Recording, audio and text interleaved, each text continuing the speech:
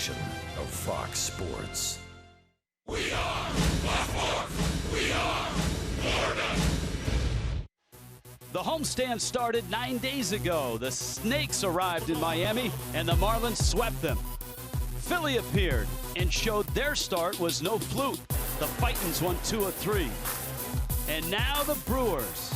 Miami grabbed game 1. Bronny and company rolled last night. Tonight, a chance to close it out before the Fish go road tripping. First to D.C., then to Philly. But first things first, Fish and Brewers share the love and the ball game with us.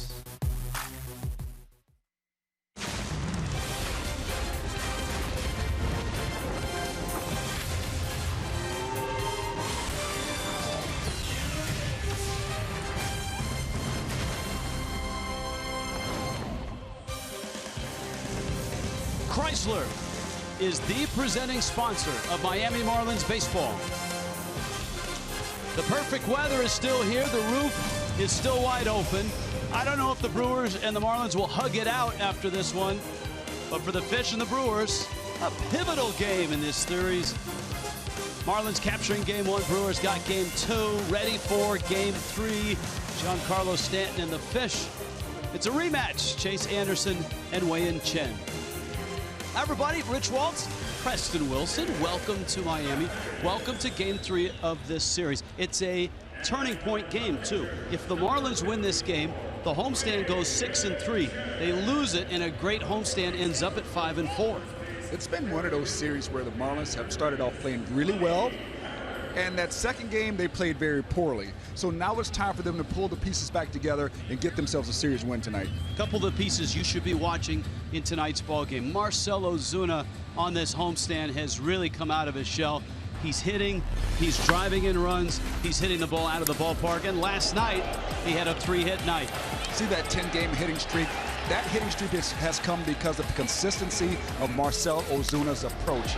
He stayed the same no matter who he's facing, trying to use the big part of the field. If they do hang him a breaking ball, then he's pulling it.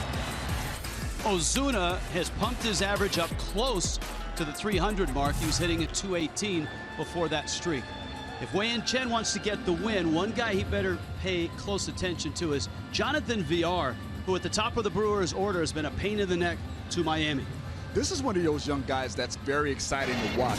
He's one of the high-energy guy. He brings a lot of excitement to the game, and he's swinging the bat very well right now. Hit the ball hard pretty much all night last night. Stole a couple bases, a very key base at the end of the game against Adam Conley that ended up stretching the lead from 3-2 to 4-2 when he scored on that wild pitch. Brewers, very exciting young player. Brewers very, very aggressive in the series. The starters, Chase Anderson, Chen. So Chen certainly has to pay attention to VR and the rest of the Brewers on the bases as the Fish and the Brewers get set to go. When we get back, a little recap. Started with that selfie. Some long home runs, some Marlin wins, and the homestand comes to a close tonight.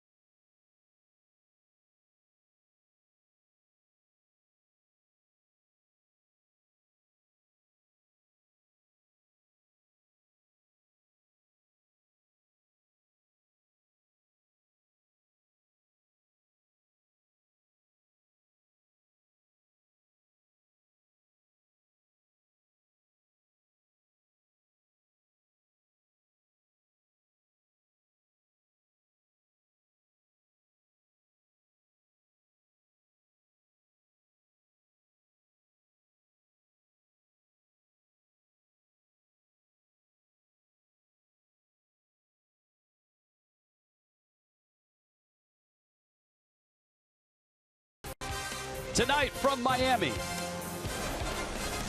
A Wednesday night showdown brought to you by La Lechonera. As the Fish and the Brewers collide, we go to center field. Craig Minervini and Jeff Conine. Well, thank you very much, Rich, and I think you're correct in your earlier thoughts about the homestand. The Marlins can look at a 6-3 and really keep the mo going after that 7-3 road trip, or have a sort of so-so 5-4 homestand. It's at stake tonight, but they play very good baseball of late. They play very good, and to go on the road 3 games above 500 looks a lot better than 1 game. And you see some highlights here from this homestand. Christian Yelich has gone deep in the upper deck 3 times in this homestand. Giancarlo Stanton, of course, some tape measure shots from him. This one almost bounced out of the entire stadium. Actually, it might have actually. Yes. 470, I think 475 feet later. Christian Yelich celebrating over the Phillies there. A big win against the Phils. And Jose Fernandez last time out.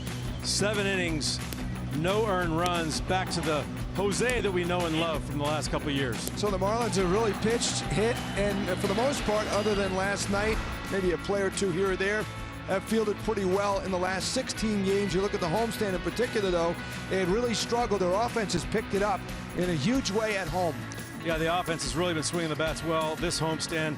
You see, before they left for the road, they were 2-7 with only a 2.48 batting average. Overall ERA for the starters is well below what they were before, and the bullpen ERA has been a little skewed for the last 2 games. But overall, good numbers. The Marlins try to parlay that into a win tonight and take the season series and this series over the Brew Crew. First pitch coming up next.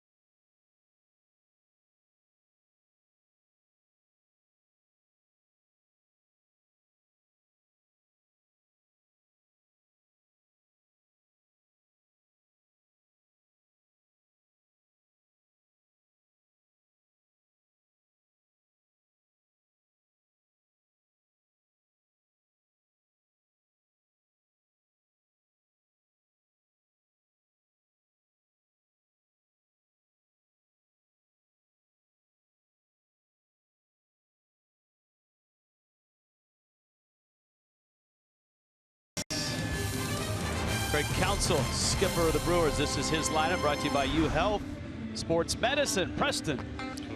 Get to the Brew Crew. Domingo Santana's leading off. Jonathan Villar is second. Ryan Braun third. Jonathan Lucroy in the cleanup spot. Chris Carter, Aaron Hill, Hernan Perez. Alex Presley is 8th. Chase Anderson is 9th and pitching. Milwaukee has had their offense come to life this month. They lead Major League Baseball in May runs scored. And Santana takes a fastball for a strike. Wei-Yin Chen facing the Brewers for the 2nd time in 2 weeks. Beat him up in Milwaukee.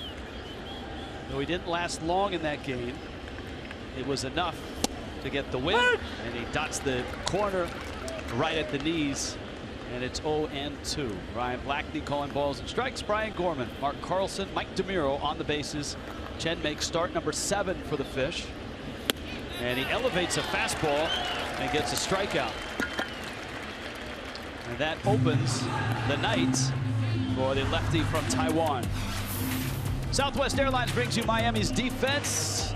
The solid outfield of Yelich, Ozuna, and Stanton with Prado and Bohr on the corners. Hope you heard that journey by Martin Prado on Marlins Live. He and Bohr very tight. Echeverria and Dietrich up the middle. Jeff Mathis behind the plate. And Chen goes to work on Jonathan Villar. Switch hitting shortstop. Buries a strike. And it's 0-1. Ryan Braun hits third for the 14-19 Brewers, who have won 3 of their last 4. Villar fouls it off. It's only 5 pitches in, but I like what I'm seeing out of Chen. Great command of the fastball so far, and able to elevate when he wants to. This could be a good night for him.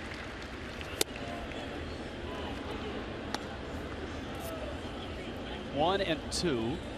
Chen always around the strike zone. He's walked just 7 in 6 starts. And that one pulled into left field for a hit. And in talking to Juan Nieves about Chen, one of the things he pointed out, at times Marlins would like to see maybe a little less command and a little more stuff. Sometimes, Preston, as a hitter, no, pitcher can be in the strike zone a little too much. Yeah, some guys, when they get ahead of you, they still throw you too many good pitches to hit. And I think that's the point they're trying to make with Chen, especially like a 1-2 count like that. Go ahead and bounce that curveball. There's nobody on base. You might get a guy to chase it. Don't throw a pitch that can possibly hurt you, but give that batter the opportunity to swing himself out of the at-bat. Here is Ryan Braun now. And Braun rifles one into left field. That's a hit. Big turn, headed for third is Villar, and he's in there. Braun holds first, and just like that, the Brewers have runners at the corners. Yeah, Villar, he's an aggressive base runner. He's an alert base runner as well. He saw that Christian Yelich wasn't getting to this ball in time, and he turned it on when he got to second, picked himself up at extra base, and now they're in a great situation. They're in sac fly situation. They're in a situation where they can do a few things to possibly get a run right here. Another great swing by Braun, man. He has been red hot. Braun has hit in 11 straight and now 23 straight in Miami. Of course, this is where he played his college ball. Now runners at the corners. Here's Lucroy. These two squared off up in Milwaukee. Lucroy had 3 at-bats against Chen, a single and then 2 ground balls to short. One was a double play ball, and that obviously would be at the top of Chen's list right now.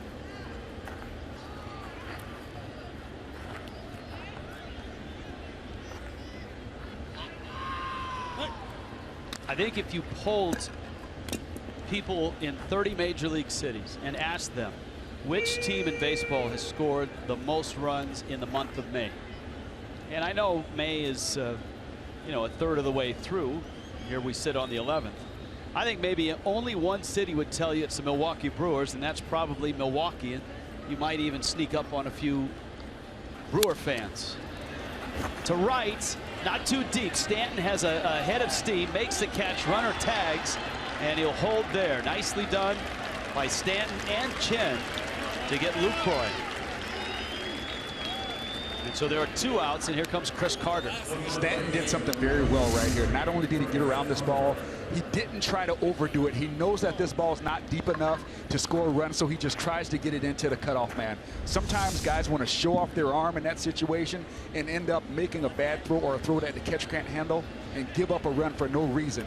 That's one of those smart plays where once you mature a little bit, you understand that you can throttle it down sometimes. Now Carter. And the Brewers still with not only runners at the corners, but pretty good speed. Villar at third, Braun at first. Carter 0 for 7 in the series, but a guy that's done damage this year. 10 doubles and 10 homers. And a strike. It is such an interesting combination of power and strikeouts. when he hits it, he does damage. I wonder what his batting average is of balls in play, because he's still hitting 263. He's not hitting 220. So that means he's getting some base hits. 36 strikeouts. VR dashing from third. And Chen comes in. And it's 0-2. Now here's that spot that you talked about early with Chen. He's 0-2 against a guy. If you leave it out over the plate, he can hurt you. This is a time where you want to expand off the plate, whether it be in or away. Expand off the plate, and you can even expand up above the strike zone. A guy like this is a hacker. He's a swinger. So if you get it close enough, he's going to offer at it. You just got to dangle that bait out there to make it look good enough for him to try to bite on it.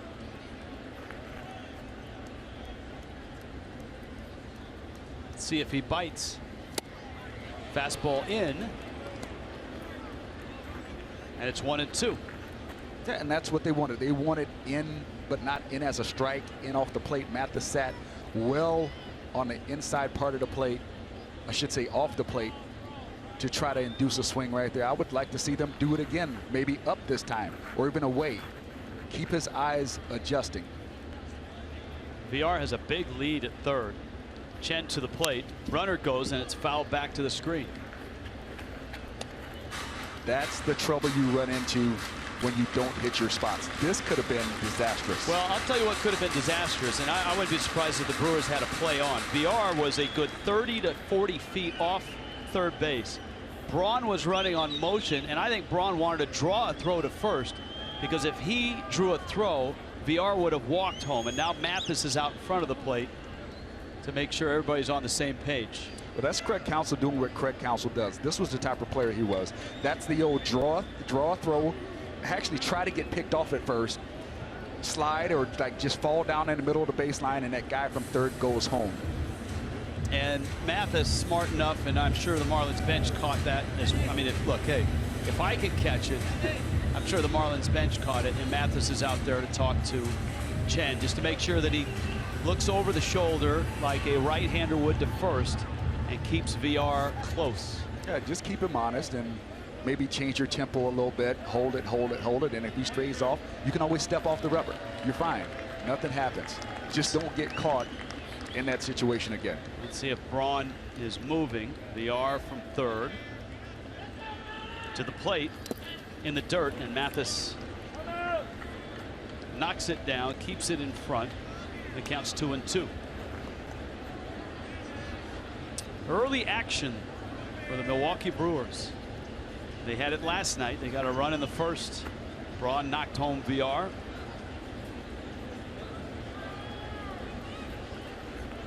Chris Carter sitting on a 2-2 pitch.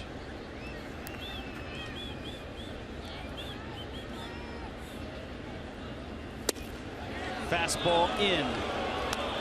And a much quicker delivery to the plate from Chen. And it was in. It was an easy call for Ryan Blackney, the home plate umpire. Well, it's obvious the Marlins think the hole in Chris Carter's swing is on the inside part of the plate, or off the plate inside. They feel like he can't get to that ball. He can't handle it. 3 pitches in a row, they've tried to go in there. Braun will move from first. 3-2, 2 outs. VR at third. Check swing, and he wins. And Chen gets the strikeout. The Brewers lead 2. Wei-Yin Chen, a pair of strikeouts, a pair of singles, and no damage in the first.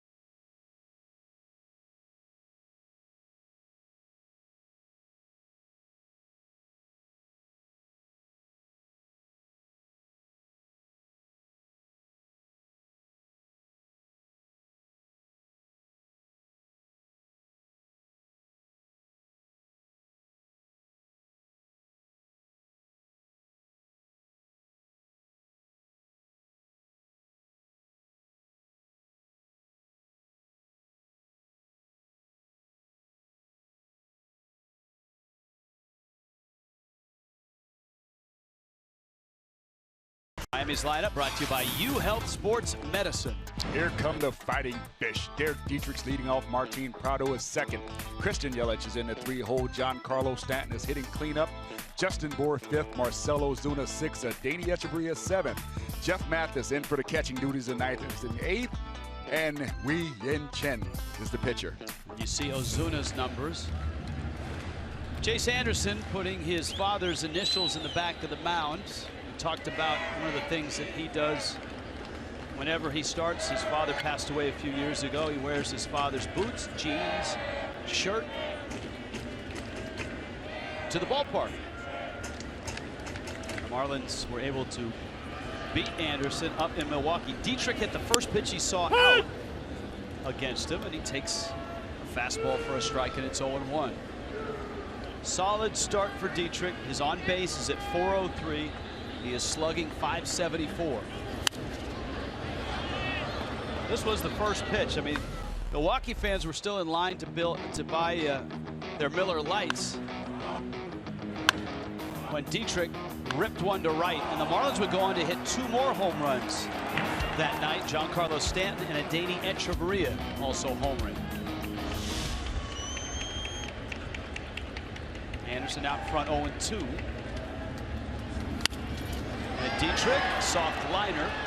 VR is there to get it. And there's one out. Southwest Airlines brings you Milwaukee's defense. Ryan Braun. Alex Presley finds himself in center. And Domingo Santana in right. Chris Carter, Hernan Perez on the corners. Jonathan VR and the hot-hitting Aaron Hill up the middle. Jonathan Lucroy behind the plate. And here is Martin Prado on Marlins Live. His journey was a fascinating listen to one of the most respected players in the game.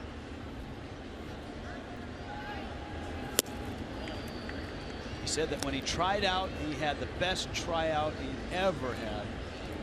And after the tryout, the Braves took him to McDonald's for dinner and signed him for $5,000.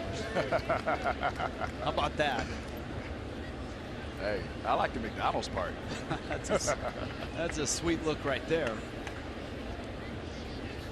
Prado on the ground. Perez gets the out. Chase Anderson, a much different start here than up in Milwaukee. Rich, one day we're going to have to go down to the fish tank, and I'm going to name all those fish for you. Tell you all the different species and breeds they are. I'm a big scuba diver, so you know, I'll help teach you and get you up on your ichthyology. Wow, I did not know that you were a scuba diver. Yes. Maybe we could get you in the fish tank with a mask on and a mic, and you can call the game from the tank. Oh, that'd be awesome. Here's Yelich. Just got to make sure we let Preston up for air after like the 3rd inning. I got tanks at home. Don't worry about it. Yelich, a solid homestand. 3 walks in this series and a double. His .449 average as far as on base percentage has him right behind Dexter Fowler, 2nd in the National League. Knee-high strike. That's great location from Anderson. Those 2 strikes that he's thrown to Yelich have been knee-high right on the edge of the plate.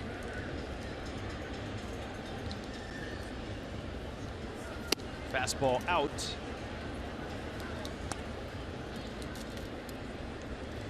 So Yelich in the top 10 in on-base percentage. Also in the top 10 in hitting at .333. He's tucked in the 9th spot. Great change up there from Anderson, maybe his best pitch. And a 1-2-3 first underway in Miami. Brewers and Fish are scoreless.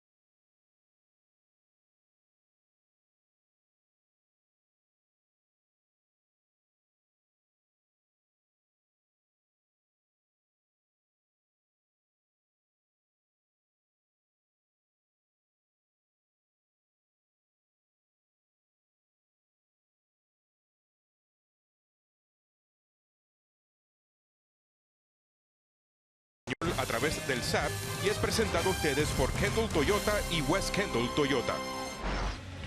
Love the hat in that first shot there. Marlin fans getting a chance to again enjoy this terrific weather. The roof is open, rolling windows open. Wei-Yin Chen faces Aaron Hill. He's had a nice run. Flips that one foul and out of play. Aaron Hill had that big game with 3 homers, including a 10th inning grand slam on Saturday in Cincinnati. This road trip, all he's done is go 10 for 21, those 3 homers, and he's driven in 10 runs.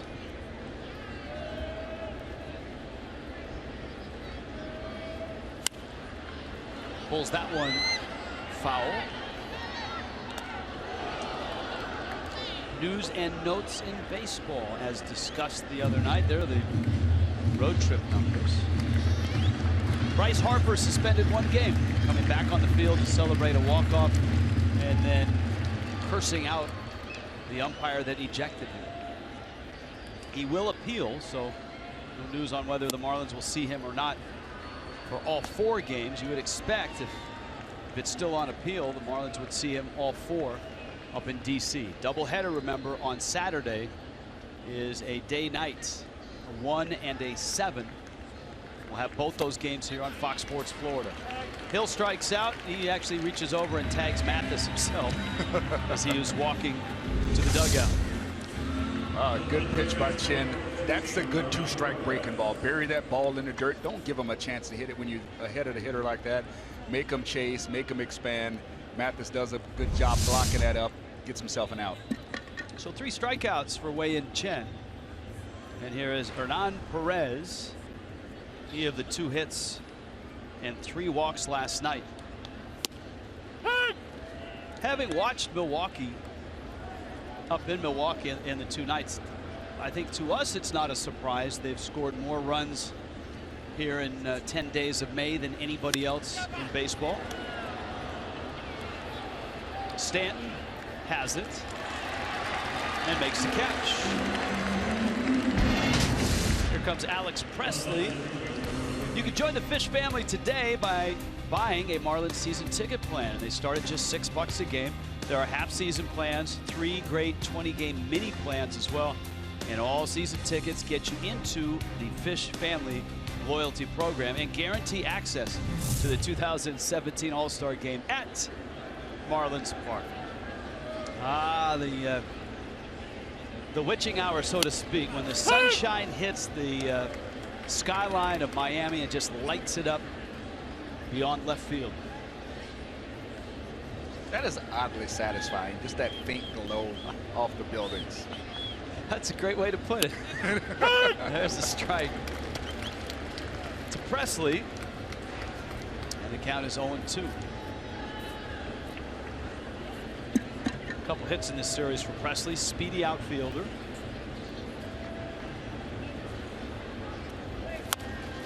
And he taps it. Chen has and gets him. And an easy 1-2-3 second for Wei-Yin Chen. Scoreless in Miami.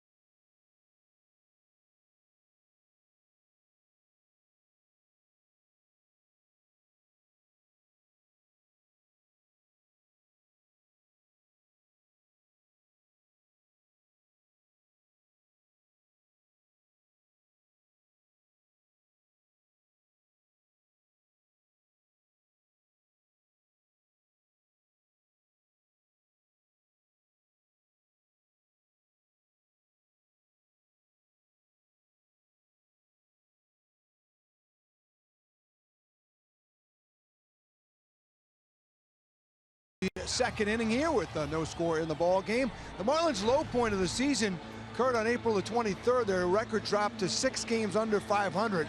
That was the first 16 games of the season. Interestingly enough, they have now played 16 games since then. Good time to look at the offensive numbers. 12-4. We know they've lost 3 of the last 4, but wider picture, look at how the offense has improved with their major league ranks, including tied for 5th for the homers, 2nd best average in the majors, the best in the National League at 296. They're slugging up 100 points to 3rd in the major league. So that's the number they like to keep going.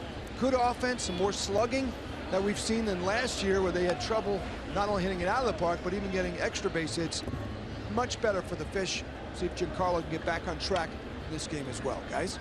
All right, thank you, Craig. Giancarlo Stanton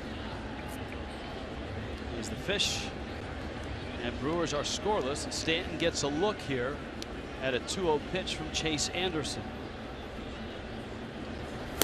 And it's just out. Stanton homered against this right-hander in Milwaukee, but he's 0 for his last 11 and 6 strikeouts. Stanton drives that one high, not deep. Presley, you see him bobbing and weaving, which is a indicator that the wind up above is playing some tricks with the baseball. That's something you don't see much of in this ballpark because the roof is closed so often. To see an outfielder doing that dancing bear act out there as that ball is swirling around up there. Yes, I said dancing bear, Rich. The dancing bear act. I like that. Here's Justin Bour. And then speaking of bears, Marcell Ozuna, his nickname, Ozuna's. Bour, 1 for 7 in the series.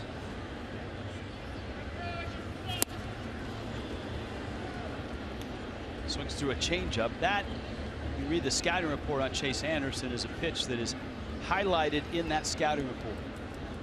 Boy, it's a dandy. That was a great one he threw right there. Fastball, and he got in on Bour, who bounces it into shallow right. Hill's waiting there. Auto Nation brings you the scouting report. What you got on Chase Anderson? Chase Anderson, happy anniversary, Chase. You won your major league debut against the Chicago White Sox 5-1, and he was a junior college Lion. Went to North Central Texas College in Gainesville, Texas. Fastball, low 90s, 2 seamers, but he's got to hit his spots. He's a mix-it-up kind of guy, but that changeup is the equalizer that he uses to fix all things. I think there's a Gainesville in every state. Whoever Gaines was, he was a serious dude or woman, whoever they were, Mr. or Mrs. Gaines. I did not know there was one in Texas. That's impressive. Here's Ozuna. 10 straight he's hit in to a 439 clip. A breaking ball in the dirt. Well, the one thing they don't have beat is Springfield. There's a Springfield in every state. So if they catch up to that, then Gainesville's doing all right. Even on The Simpsons. Yes. Here's a 1-1. And it's out. What turned Marcell Ozuna in your mind? I think it all stems from that game where he had the 2 walks. Everybody was talking about how he hadn't walked that often, and he had 2 walks in one game, and all of a sudden from there, he seems to have begun to flourish.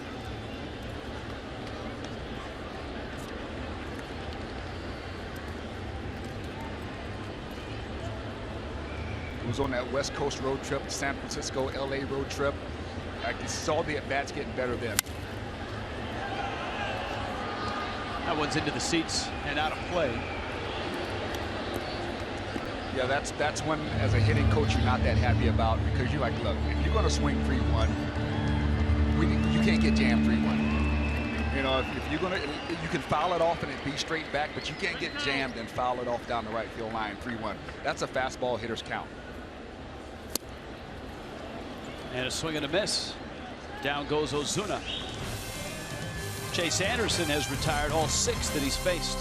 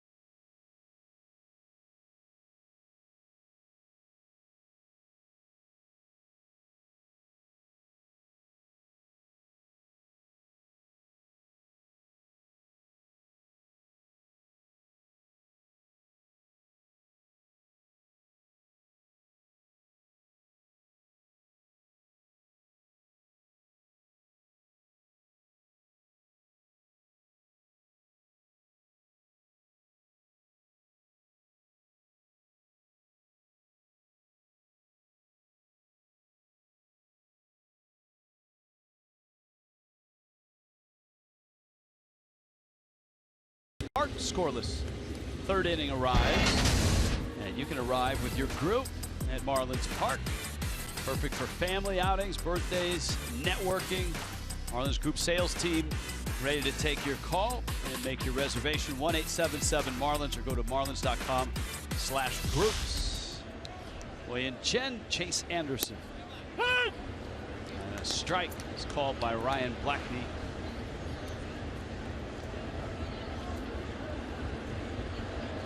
A 1-2-3 second for Chen. And to illustrate how difficult the Brewers have been for Marlin pitching to keep him under control. So he's 9 of 9 on first pitch strikes. That was the first 1-2-3 inning. Swing and a foul tip. Actually, no foul tip. Ball was dug out by Mathis. And he throws out Chase Anderson. So just 2 1-2-3 innings for Marlins pitchers against the Brewers in this series.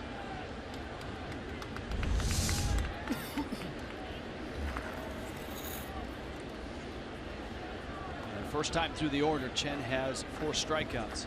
Top of the order, Domingo Santana. And a breaking ball misses outside. A lot of day games in baseball on this Wednesday. Marlins a travel day tomorrow. Headed up to Washington, D.C. for a 4-game weekend series. And that includes a day-night doubleheader on Saturday. Both those games here on Fox Sports Florida.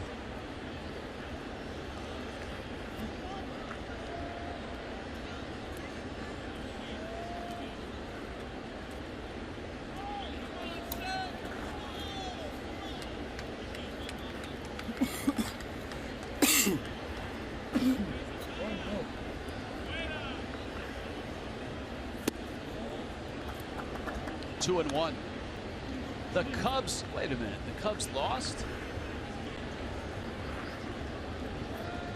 It's not supposed to happen. Padres beat them 7-4. The Cubs fall to 25-7. Mets and Dodgers are tonight. Dodgers winners last night 3-2. Nationals a 1-0 lead over the Tigers in the third. Up the middle, and it's going to sneak into center. And Domingo Santana has a hit. Third hit, all singles against Wei-Yin Chen.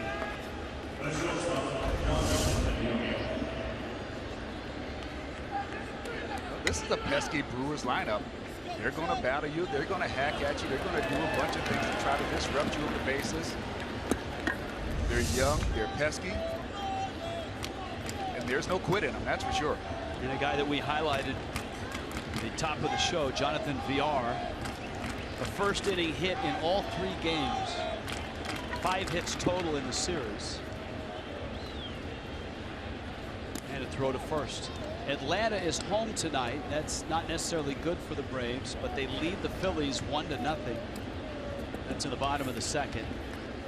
Atlanta's home record is an unbelievable 1-16.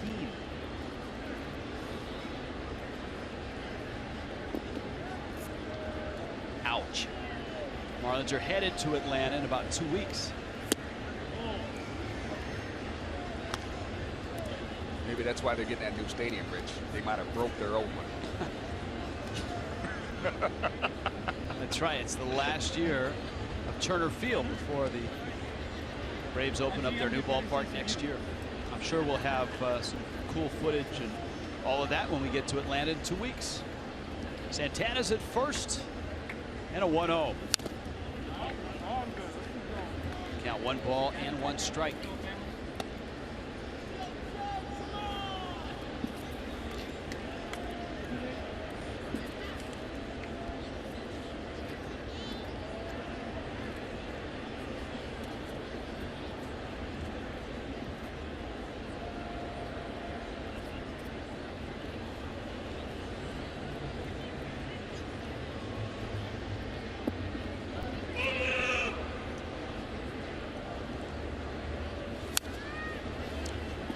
One and 2.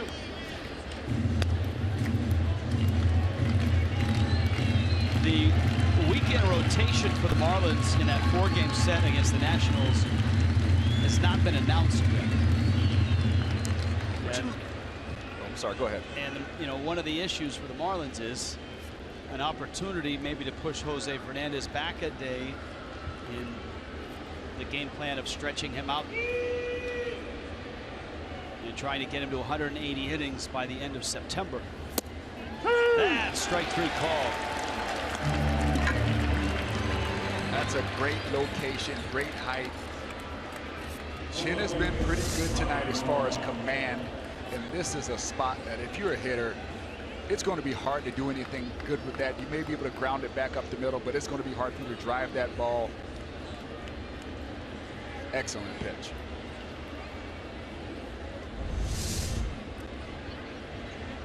Now Ryan Braun, see 5 strikeouts.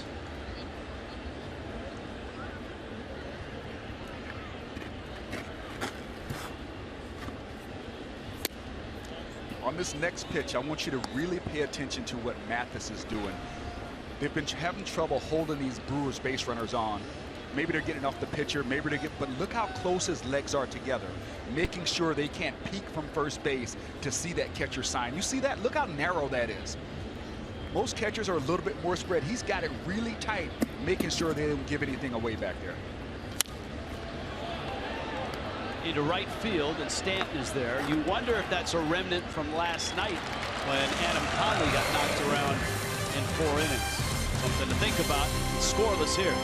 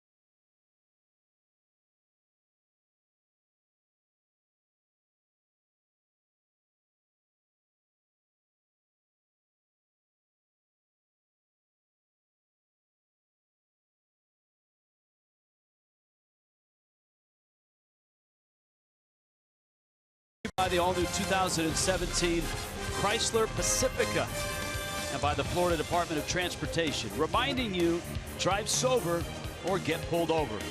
By your local Toyota dealers, let's go places. And by Southwest Airlines, transparency, low fares, nothing to hide. All quiet in Miami so far. Marlins are looking for their first hit and their first base runner against Chase Anderson. Danny Echeverria, Jeff Mathis, and then Wei-In Chen. Anderson has struck out 2 and retired all 6.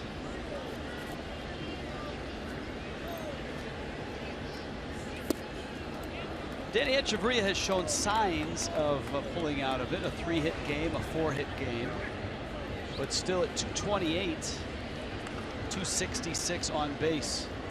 He's slugging just 317. 3 doubles, couple homers. And he lifts that one into right field.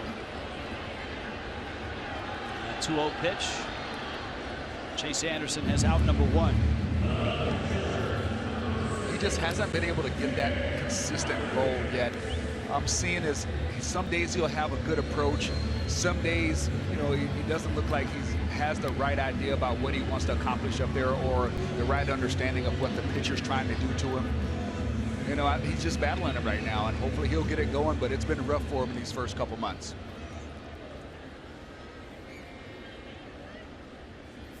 Now Mathis, who takes down low. Mathis just 21 at bats on the season. 3 hits, including a double. In the air towards the line, it brings Santana over, and in foul territory makes the catch. And Anderson is getting out without really having to extend himself in terms of pitches. Yeah, not only are they not making him throw any pitches, they're also late on his fastball. We've seen a lot of balls get in on guys. Even Dietrich, that first at bat was a jam shot up the middle. It's humpback, but if you want to call it a liner to shortstop.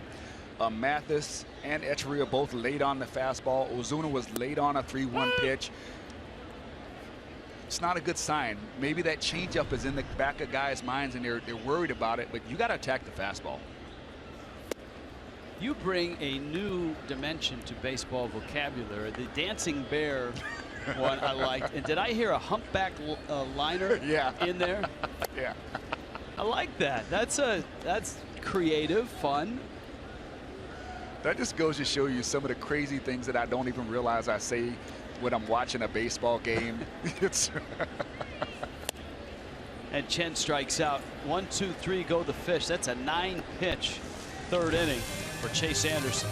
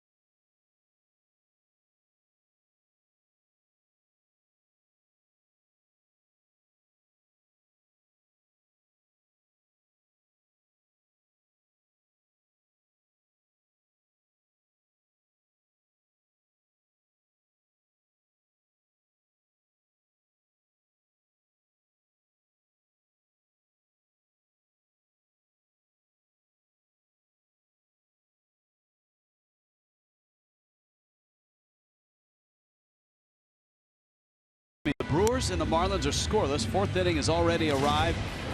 Time now for our Coors timeless moment. Edgar Renteria, Game 7, 11th inning, and Craig Counsell. The chicken runs at midnight, right? Counsell scores. Jim Leland was fired up. And of course, the Marlins had their first World Championship. The funny thing about Counsell, you know, walk-off wins in Game 7 of the World Series are not the norm. There are very few of those. And you think back of 2 of the more dramatic ones. That one for the Marlins. The Diamondbacks walk-off win. And guess who was involved in that as well? Counsell was. He had a sacrifice fly. And of course scored that game-winning run for the Marlins in '97. He was hit by a pitch, and that set up the Gonzo at bat, in which he popped one over Jeter's head to win it for Arizona in 2001. That's amazing that Counsell, who great guy, didn't have, you know, huge stats or huge numbers, played a pivotal role in both of those walk-off Game 7 World Series wins. There's some guys who just find themselves in the middle of situations, and Counsell was a quality player. He could do a lot of things. Played most of his second, short, could play third. Ran the bases well, always gave you a good tough at bat. Lucroy goes after a fastball, lines it to center. Ozuna went back on it, and it falls in front. I think the swing may have fooled Marcell Ozuna.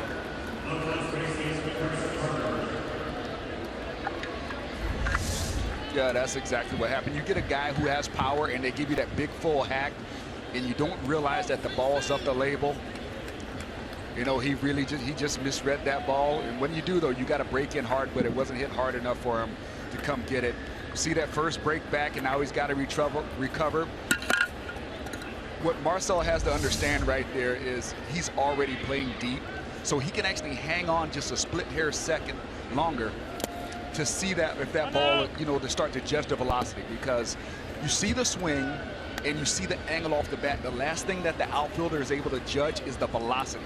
And that's what that extra hair of pause gives you, is the ability to judge the velocity of the ball coming to you. Do you get more of that in center field than right and left? You get more of that at the ball right at you, because the way you judge speed is reference points.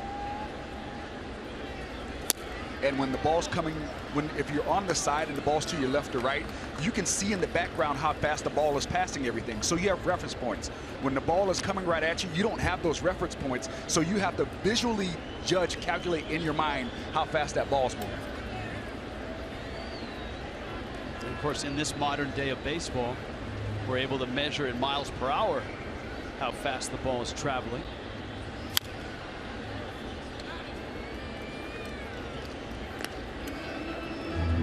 Well, that's why it's so amazing. A guy can play at the outfield and he can go get a ball that's 70 feet, 80 feet away from him and catch it with ease, but a line drive right over his head, he looks like he's got no idea sometimes. To illustrate your point, StatCast had the ball off of Lucroy's bat at just 79 miles an hour. And when it left the bat, you know, from our vantage point, looking in from center field, it looked like it was hit much better than that. Carter can't hold up. It's 2-2. When they want to get a strike, that's where they're going. They're trying to tie him up. They don't want him to get those big, strong arms extended. That's a good spot. Strikeout victim in the first. Milwaukee now has 4 hits.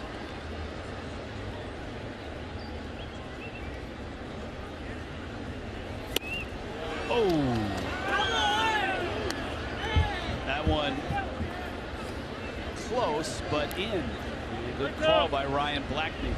That is a good call, but that's where they're going. They obviously feel like that's the hole in Carter's swing. The pitch that he can't get to, or the pitch that he can't drive, is in there on his hands. And he hit the glove.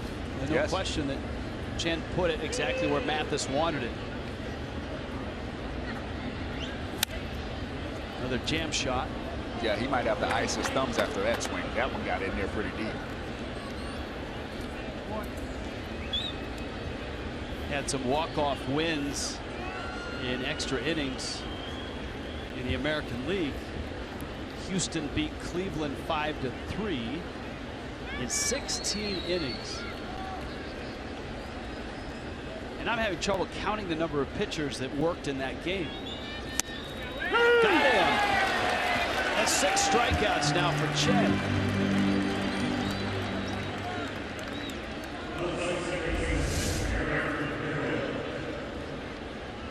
Nice spot. They've done a good job working him, expanding off the plate and keeping the ball down in the zone. In that 16-inning game, Cleveland used 10 pitchers. 10. So they had to call upon some starters to join in the fun. Houston got 7 innings out of Doug Fister, and then their parade started from the pen. 8 total.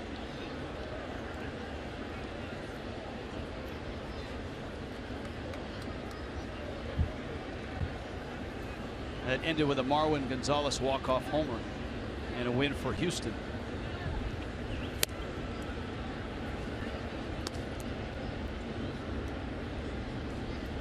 The other walk-off win was Seattle beating Tampa Bay 6-5 in 11.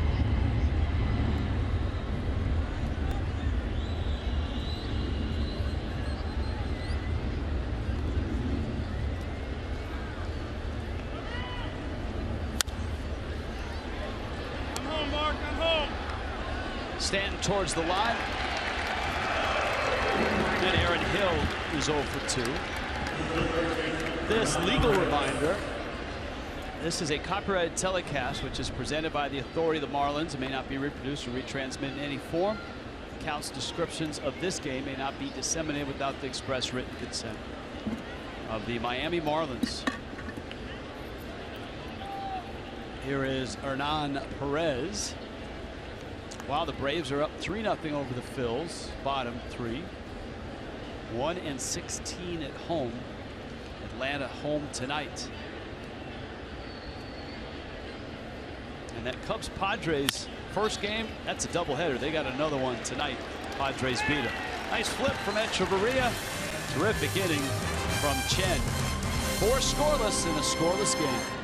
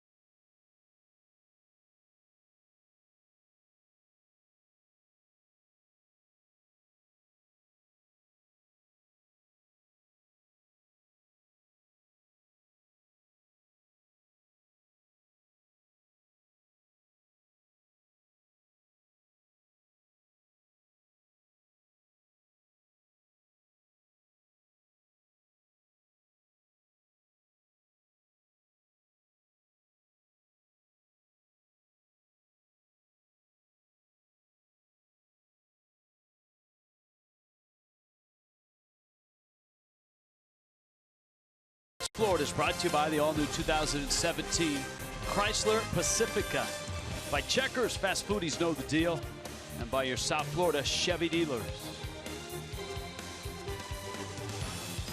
Sun setting on Marlins Park.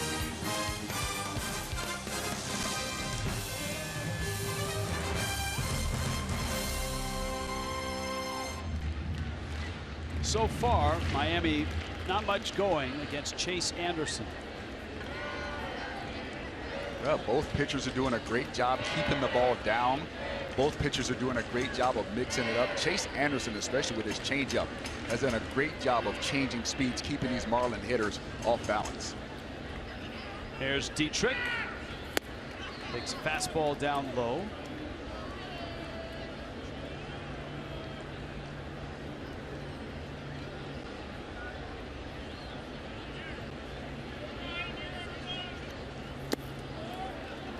There's the changeup that Anderson's been featuring. A strikeout each inning for Anderson, whose biggest issues have been keeping baseballs in the park. He's given up 8 home runs, 3 in that start against Miami. And hitters are hitting .336 against him coming in. There's a 2-0 changeup right there, Dietrich. Don't think he remembers Dietrich? He does. 2-0. Young man. Change up. Yeah, that first pitch of the game, Dietrich blasted into the second deck. Pops that one up shallow left. VR out, Braun in, and it's VR who makes the catch. Another Marlins hitter late on the fastball. That fastball beat Dietrich. It's almost like he just puts it in the Marlins hitters' minds one time, and now they know it's a good one, so they start to respect it, and they let a fastball that's only 91 miles an hour beat it. That ball's middle of the plate. It's not middle away. That ball is middle, just maybe a little middle in, just inside part center off middle, and he does not get the head out on it. Derek Dietrich, who is a notorious fastball hitter. Prado takes a strike. Home runs allowed now in the National League. If you want to pick out the best hitters part, well, Cincinnati, Philadelphia, and Colorado and Milwaukee would all be in your top 5. So hard to fault the pitchers in those ballparks, though the Brewers starting pitching, the Reds pitching in general, have not been off to great starts. I'm sorry, was Colorado not on that list? Yes, it was. Was it? Where was it? It was 5th. Okay. I was getting ready to say, people always talk about Colorado. There's a hit. Prado. Of course, it's Prado. Lines into center. And Martin is aboard with 1 out.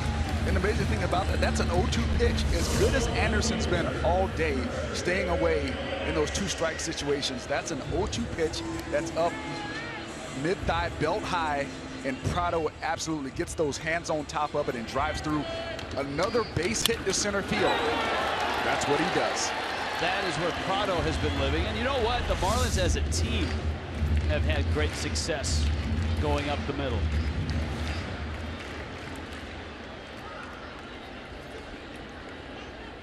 Here is Yelich now. Yelich is, I guess, the poster child for that. He's tough to pitch to. He's tough to scout in terms of shifts. If you go back to 2014, according to Fangraphs, the Marlins have sprayed the ball to all fields better than any team in the majors. They've pulled the fewest. They've gone up the middle the most. And they've gone opposite fields more than anybody. Prado up the middle. See, Fangraphs has some really cool stuff. 3rd highest percentage of hits up the middle behind Adonis Garcia and Jason Kipnis. There it is, 24 up the middle.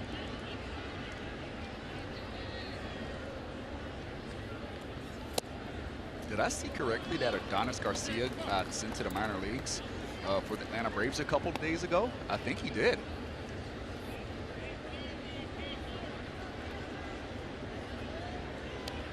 I saw that, and it was, if I saw that correctly, I was very, very surprised. I know the Braves had a flurry of activity. Yelich takes a strike, and it's 3-1.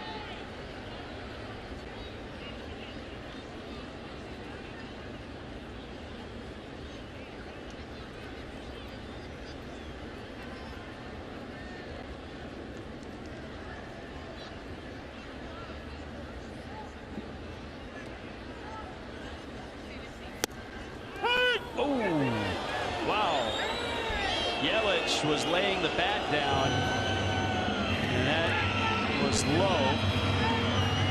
I believe he's got a gripe right here. This ball is down. Oh yeah, that ball's down. Yelich is a tall guy, but he didn't show the umpire up. He stepped out of the box briefly. He's right back in. Let's see if Prado might be on the move. 3-2. He's running. And Yelich swings and misses. Throw down to second. My goodness. That call changed everything, didn't it? A strike him out, throw him out, double play. And the Marlins' 4th goes up in smoke.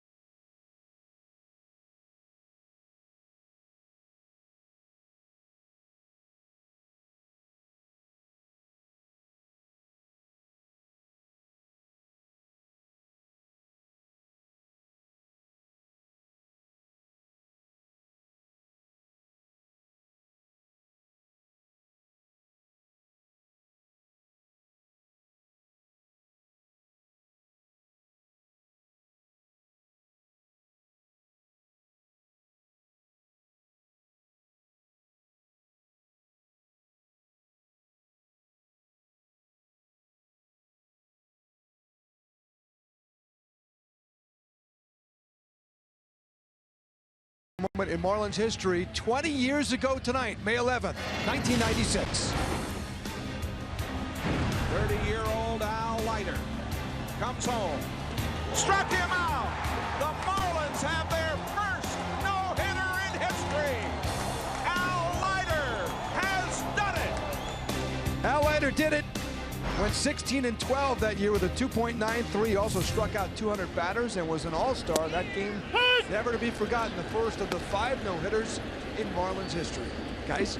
You know, Craig, on Marlins Live, you guys had the post-game interview from Leiter, right? Yeah, it was great to hear and see him talk about that event and his nerves and getting through that event. A night where Jeff Conine knocked in 3 and Terry Pendleton had 5 RBIs and a homer. Our pal Charles Johnson also had a homer and 3 RBIs. 11-0 win. And in that you know, listening to that interview, Craig, you could hear the start of his broadcast career, because he's been quite successful for MLB Network and for the Yankees, and of course he's working with us. He will be with us in Philadelphia on this upcoming road trip. Preston, you've got Washington. I took a screenshot of Al on the post-game show and texted it to him tonight, and his response was, wow. He said, that I can't believe it's been 20 years and 20 pounds ago.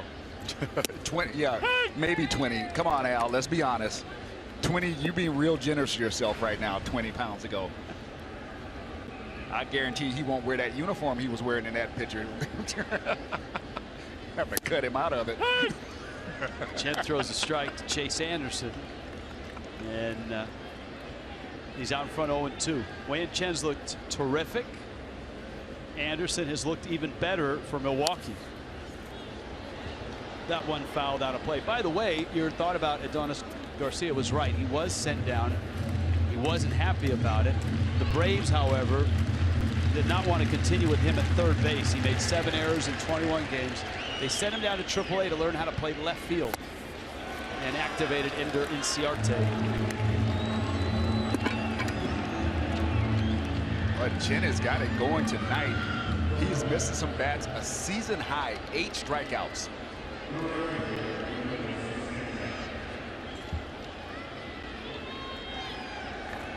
Domingo Santana now.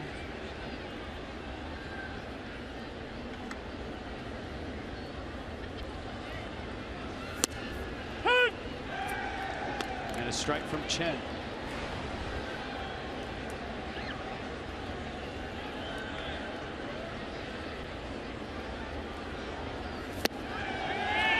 Now up front 0-2. His career high in strikeouts is a dozen. That was in 2012 against Oakland. That was his first year in the major leagues with the Orioles, and he's got 9 here tonight. Boy, Wei Chen is absolutely dealing tonight in Miami. Halfway through, scoreless.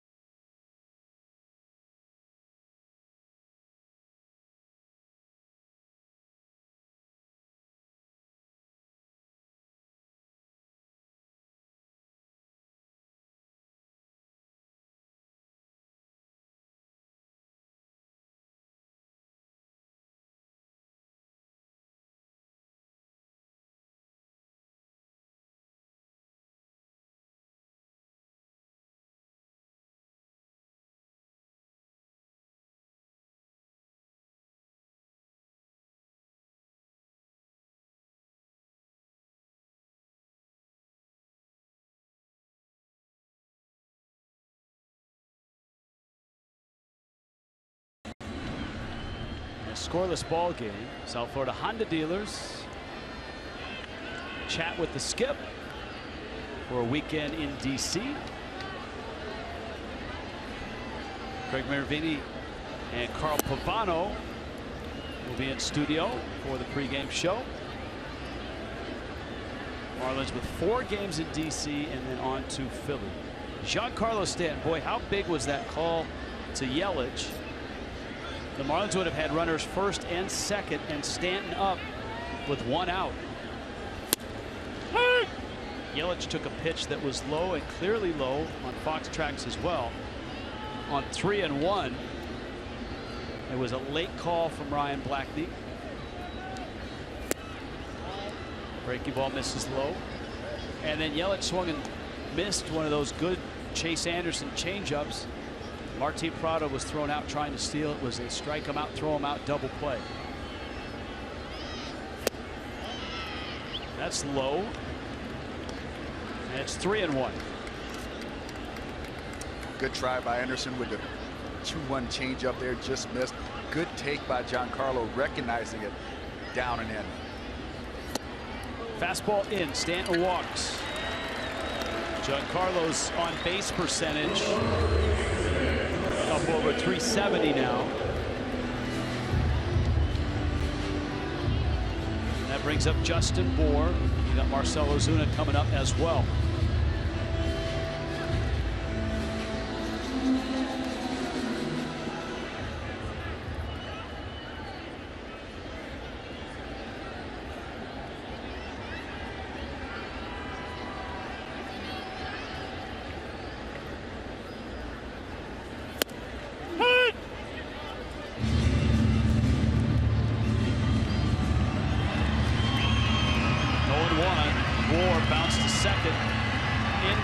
Just 1 hit, the Prado single.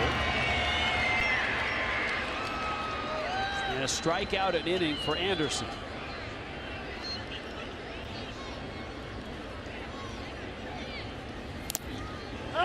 That's a foul tip. And Bour finds himself behind the count 0-2. Brewers,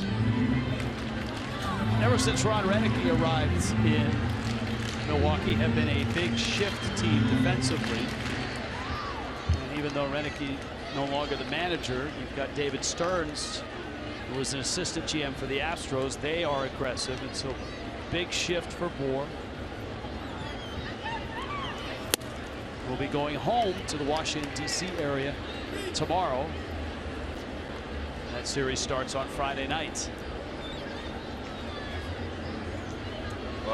He always has at least 1 game where he does something special when he goes back to that area.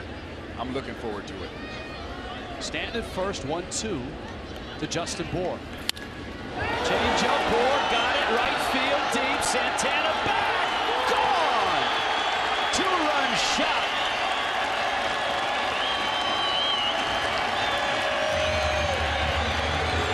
And the big fella puts Miami up.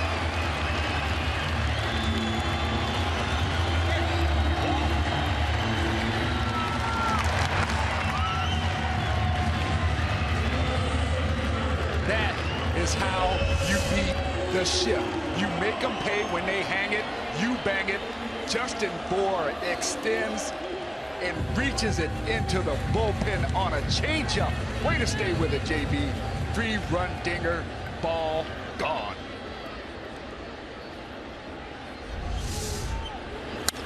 Ozuna scorches it down the right field line, and he's off and running.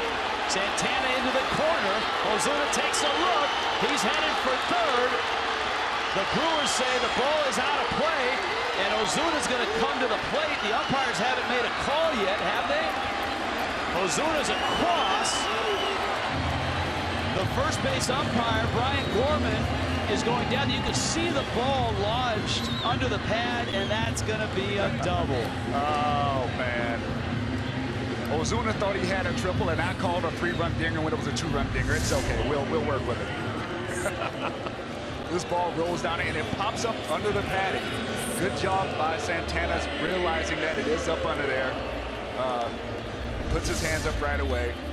That wasn't of the the Cespedes variety that we saw in spring training this year, where the ball's just laying on the ground and everybody can see it, and it ended up being inside the park home run. But Ozuna continues his tear. That's an 11-game hit streak now. Echeverria, you got Mathis, and then Chen, as Miami tries to add on to the two they have already in the fifth. And a breaking ball for a strike.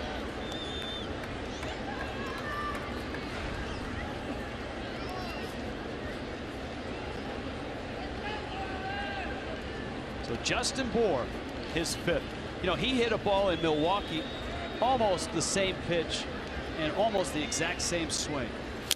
Change up, where he kind of got out and hooked it with those strong arms and hands. And not a big swing, just the flick of the wrists, and the ball goes 400 feet. Well, he did something that we mentioned. Tony Gwynn the other day, would have been his 56th birthday. He did something that Tony Gwynn always preached, and that's finish your swing. Even if the pitch has you a little off balance, continue that bat path, and something good can happen.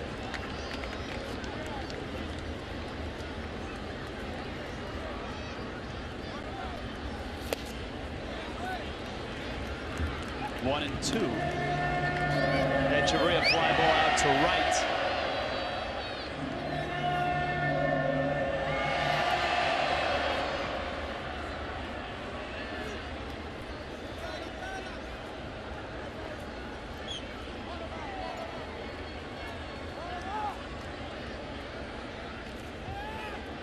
Ozuna chased back. You know, the run by Ozuna, we were talking about where he started from and where he is now. He was hitting at 218 at the start of this 10-game hit streak. And with that base hit, he's at 298. That one gets by. That's a big wild pitch. And out with nobody out. Anderson's got the bottom of the order with Mathis and Chen coming up, so he has somewhat of an escape route. But now it's different. Now Echeverria can drive in that run.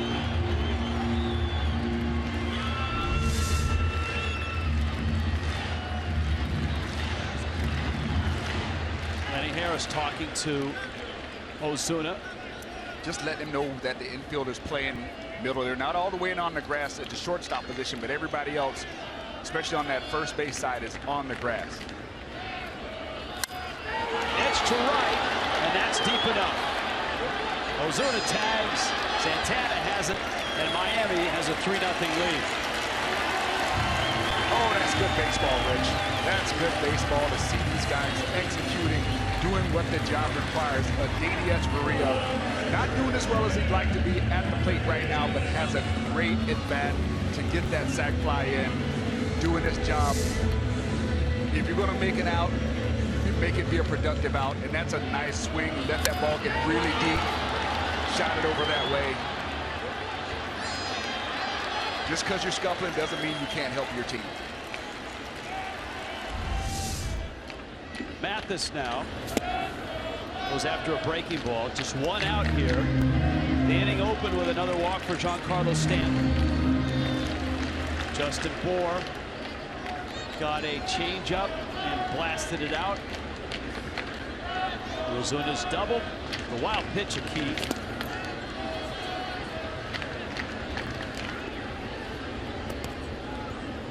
And especially in watching what Wei-Yin Chen has done tonight. Chen has thrown in 5 innings just 63 pitches. Struck out 9. Now has a 3-0 lead to work with. Mathis, right center. Santana nearly flattened his center fielder, Alex Presley. There should be communication on this. As an outfield unit in a center field, you look to the guy on either side and you let him know, I got underneath, you got deep. That communication is done before the ball is hit. And those outfielders have to know that if the ball is shallow, one of them is going to be able to take the shallow ball, one takes the deep ball. Obviously, that did not happen on that play. Here is Chen swinging mightily and missing.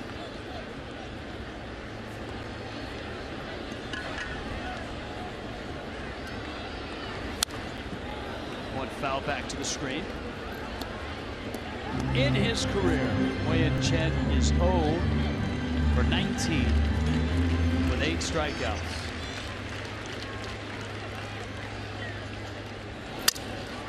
Busted bat out to short, and VR gets the out. But Miami puts 3 on the board, and the first 2 come on this one. The mighty 4 to right and gone.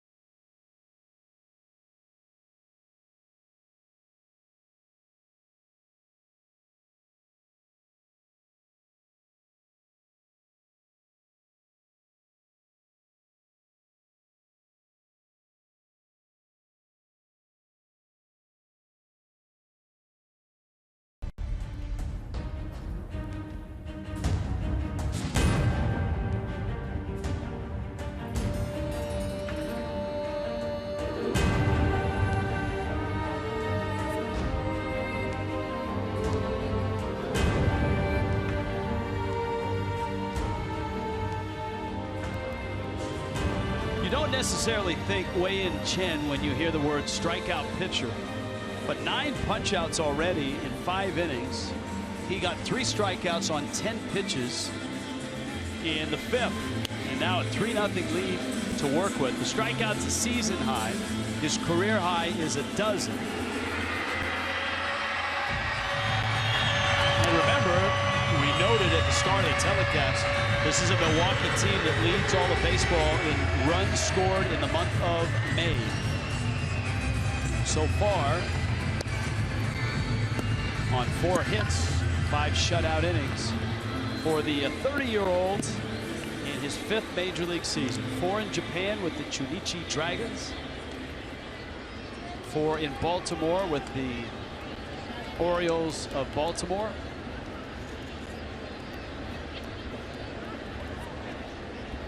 And his first in the National League with the Marlins. Here is VR with Braun and Lucroy to follow.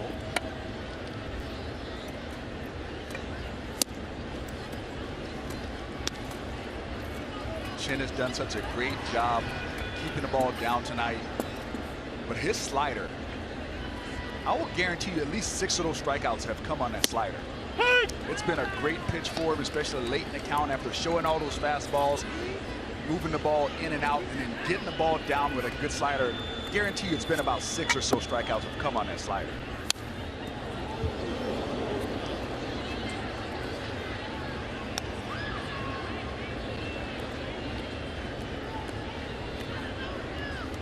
That line drive screamed right over the dugout of the Brewers into the seats. Saw VR stop and watch. Shoots that one foul.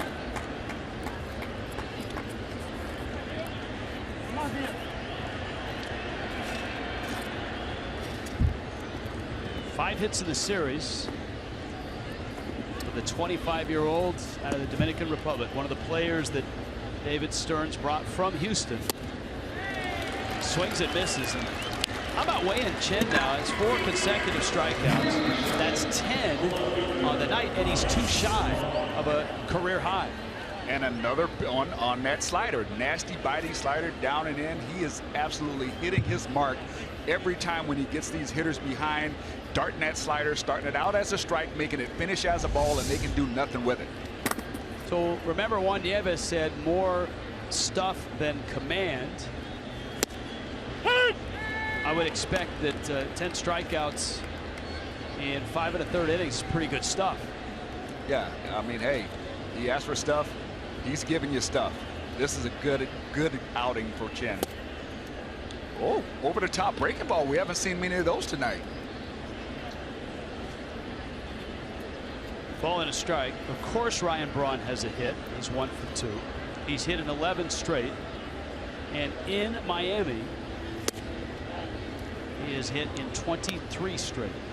You can tell Chen wanted that, man. He's got a good feel for that slider, and he wanted that pitch. But it was way off and in on the inside part of the plate to Braun. But he's got a good feel for it.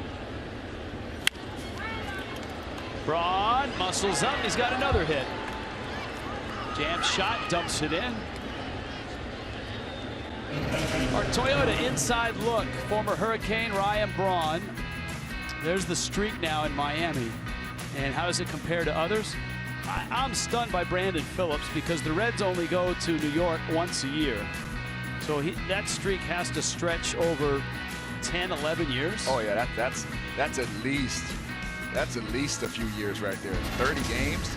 Woo. Here's Lucroy now. He's flied out, singled.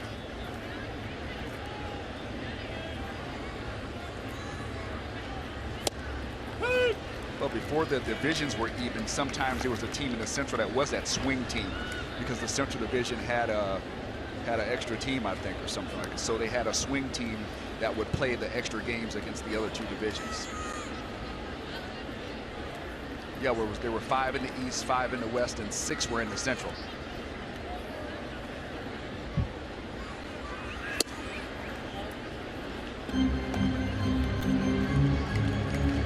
Ball and a strike. That's before the Astros left for the American League. Yes.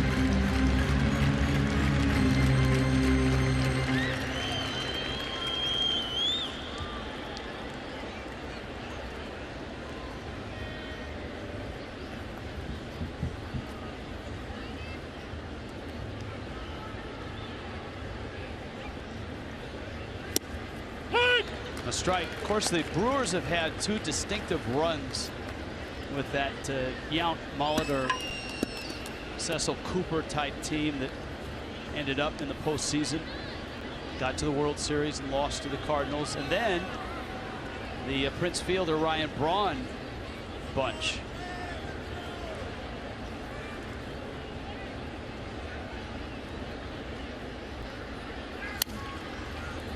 Lucroy turns on a fastball, pulls it foul.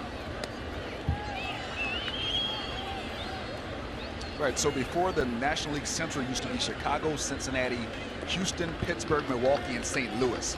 Those were the 6 teams in the Central Division. Houston ended up leaving, going to the American League, and now each division in baseball now all have 5 teams. Houston left the National League and they left the Central. Yes. They ended up in the American League and in the West. Lucroy pulls it foul, and of course what that brought was, with interleague play, that meant there had to be an interleague series constantly because you had 15 teams in each league, and some of the chatter about expansion brings the thought that once you get to, if you expand by 1 team in each league, all of a sudden you don't have that pressure to play interleague games throughout.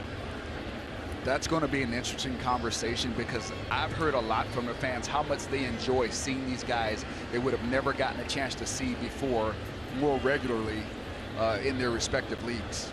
There's a 1-2. Swing and a miss with a fastball. Way in Chen.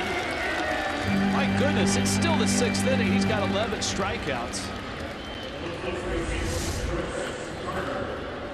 And here comes Chris Carter. But I think what it would do it would remember the interleague play used to be all in clusters where everybody was playing interleague games. And you still have some of that cluster left, but Marlins open with the Tigers. Remember, the Marlins closed the season against the Tigers a couple years ago. That's just one of the ramifications if Major League Baseball does expand again by 2 teams. It's going to be interesting.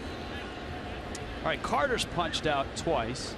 Chen is 1 away from tying a career high. Up with a fastball.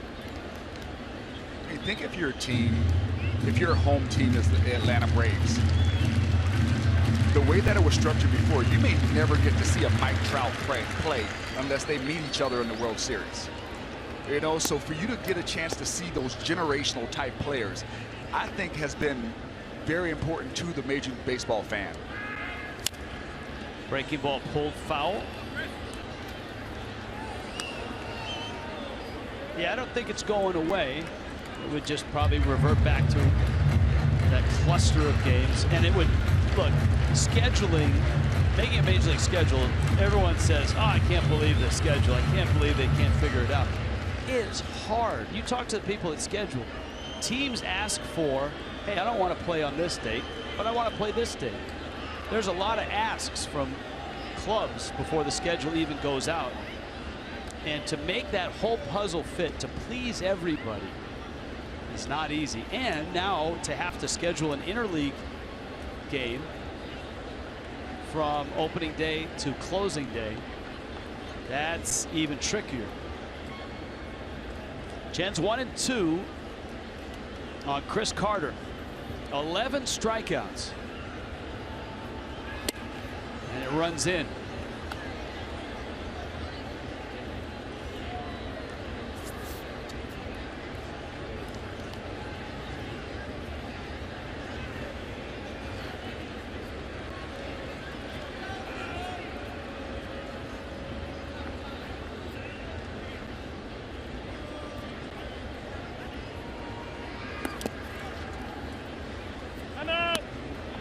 No swing, count full, 3-2.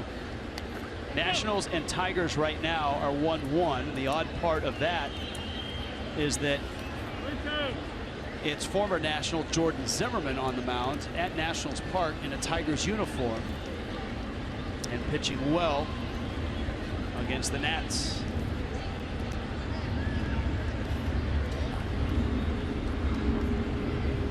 Runner moves, 3-2 is just out. And to Carter's credit, he took it. And it was out.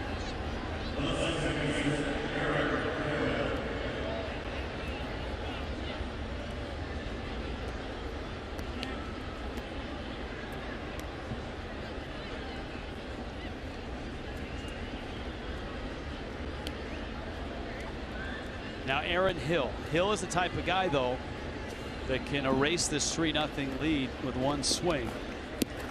He had the 3-homer game in Cincinnati on Saturday. And it takes out. Visit from Jeff Mathis.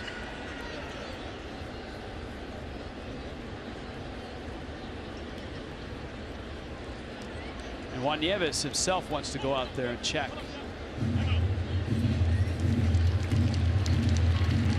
There's the pitch count by inning. This is tops for Chen. He's racked up 11 strikeouts.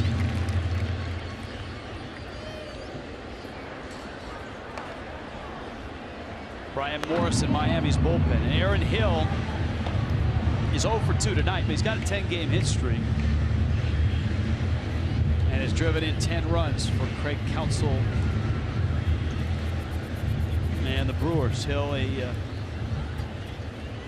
professional hitter, guy that was very successful up in Toronto. Also a stop and a productive run with the bat in Arizona.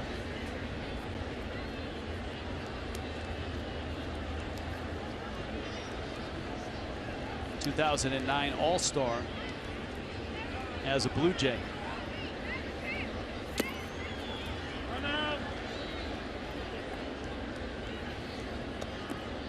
Listed at 5'11", 198. He had an off year last year, and 2014 wasn't great. He had some big years, a 36 homer season, a couple 26 homer years. Drives it to center. Ozuna got turned around, and he finds it and catches it at the track. And Wei-Yin Chen gets through 6, 11 punch-outs, and 3-0 Miami up.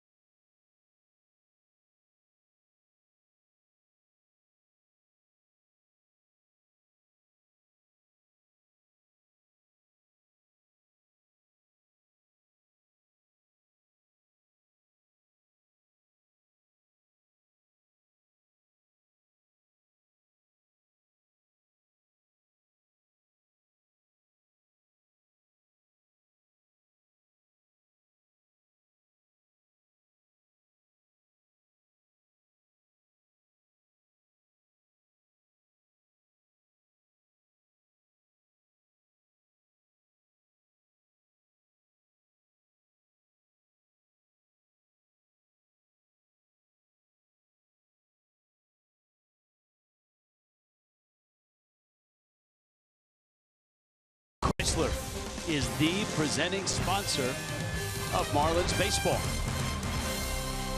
Marcell Ozuna. Marcell Ozuna does so many things well in the outfield, and this is one. When the ball is smoked over your head, it doesn't matter which way you turn, you just get depth, because you can't outrun the ball, so you got to get your depth first and then find it. Doesn't matter which way you turn. That's a great job by O right there. Dietrich pops the first pitch up. And the count's 0-1. Ozuna tonight with the bat has a double, has scored a run.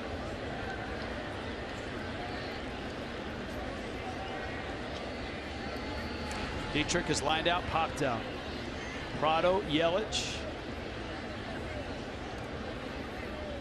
Also coming up. Another pop-up. And it's VR. Chase Anderson hit one bump in the road. It was a significant one. A walk to Stanton. A changeup he hung to Bohr, who hit it out for a 2-run homer. And then the Ozuna double, a sac fly by Adeiny Echeverria. He came out on fire. He retired the first 10 batters he faced. Ended up giving up the base hit to Prado in the top of the 4th. And then in the 5th was when the Marlins were able to get to him.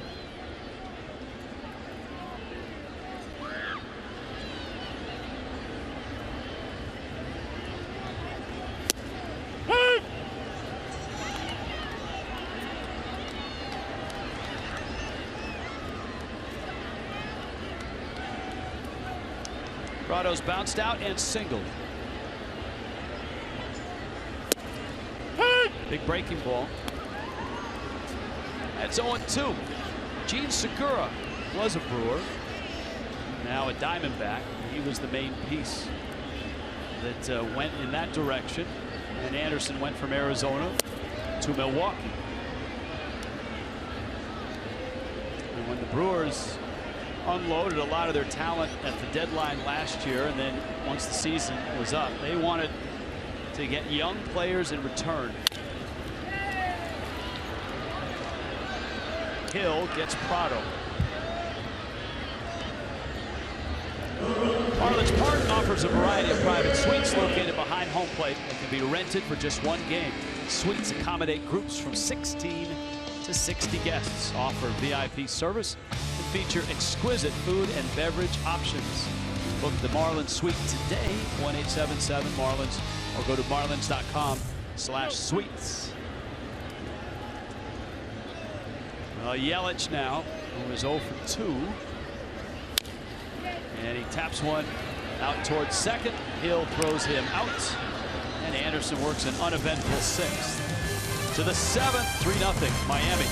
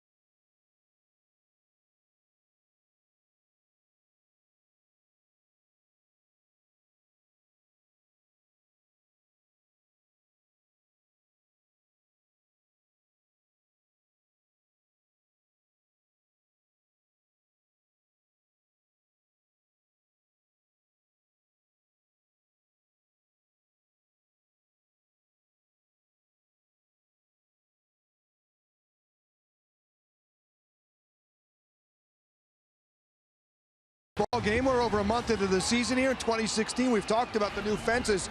I want to talk about this interesting piece of padding here in right field. It's interesting because anything over the yellow line, it has to be over, not on. The lower horizontal line is a home run. It hits this padding, it's a home run. However, if it hits this line here, this line up with a foul pole above the horizontal line, this part here, that would also be a home run if the ball hit right here, unlike left field, where if it hit the line on the padding, it would not be a homer. Now, you may ask, why do they have this padding? Well, that's because of this pole. This one was here, and the Marlins, when they were configuring the new fence, had to come up with something. Now, if you hit that pole, it would hurt too much, so for the outfielder, they covered it with this padding to give him some protection. So you got a real weird situation where the wall is still 11 feet high over here for a few feet. But again, if it hits this piece of padding or on that vertical line, home run. Maybe it'll happen. Nothing has been close yet. Yeah, it's interesting, Craig, because if it hits one line, it's not a homer, but if it hits the other, it is. Here's the other thing, in talking to Claude DeLorme, Craig, that door, the Fox Sports sign that's on the wall there, is actually a door that opens up. Oh, yes. And if that, and the reason that post is there is to support the door. If the post left, the door would fall over. Right, and that's why they kept the post in. Otherwise, you'd say, well, we'll just take the post out. So they had to put this up. They came up with a rule. Anything below that horizontal line obviously hits the padding 2 feet off the ground, for example, not a homer. But that is something unique about the park. One of these days, we're going to get a ball over here. We'll be all over it. Yeah, hopefully. Yeah, that's one that will probably take a replay review. Yes. If it bangs off that corner. All right, good work in the corner. Chen with a dozen strikeouts now. Look at that. Strikeouts by lefties all time. Chen has a dozen. Dontrell did it twice. This is a career high, tying a career high. And man, he's just flipping strikes up. He's not been predictable. His stuff has moved. This is pitching. First time up, mostly fastballs. Featured a slider a lot. Second time through the lineup. Now he's breaking out the big slow curve.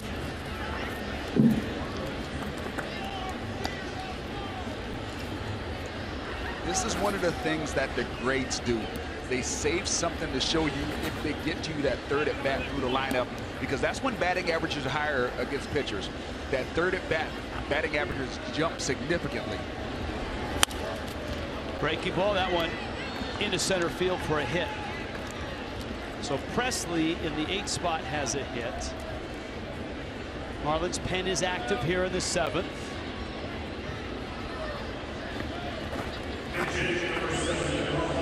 Colin Walsh is the pinch-a-penny pinch hitter. He will receive a month's supply of pool toys from Pinch-a-Penny for that honor.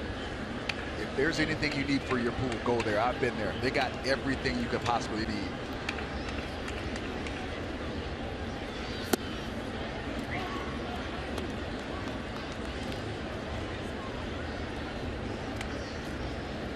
One and 0 to Walsh, who's a Rule 5 pick from the A's organization.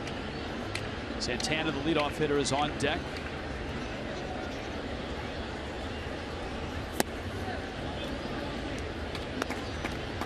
All right, a dozen strikeouts, but 96 pitches. I mean, the first inning was the most stressful in terms of base runners until the 6th. Both innings had 2 runners for the Brewers.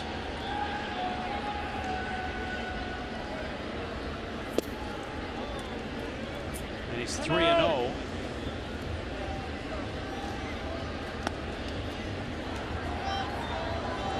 Morris is ready.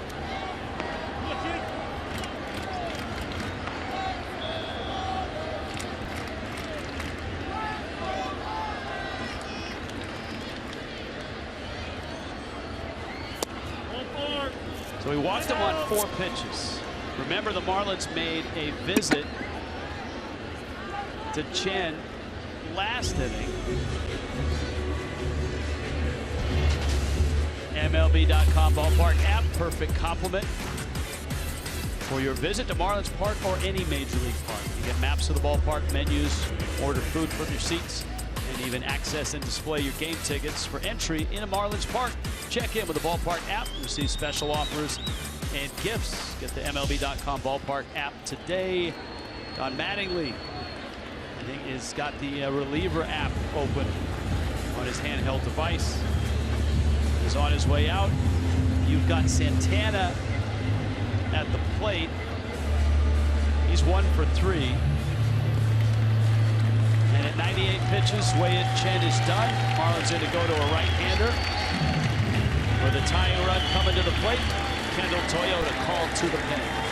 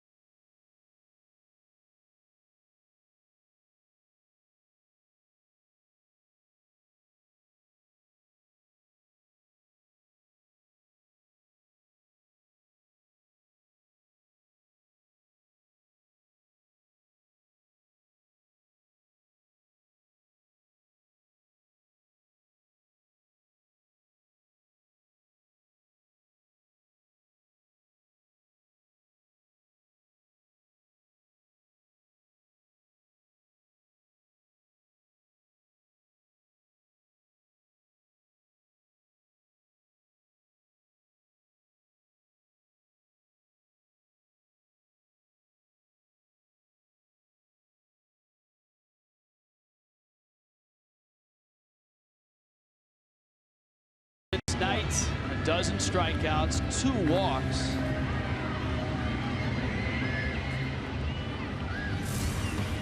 Road trip coming up, Marlins. It's brought to you by JetBlue.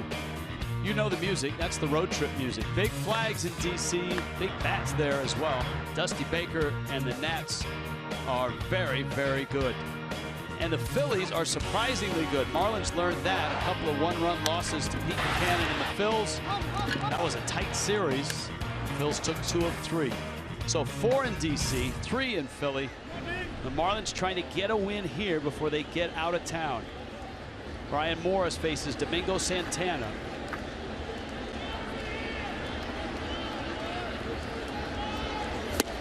How much did the 4-pitch walk to Colin Walsh, who is hitting just .098, play in the decision for Don Mattingly?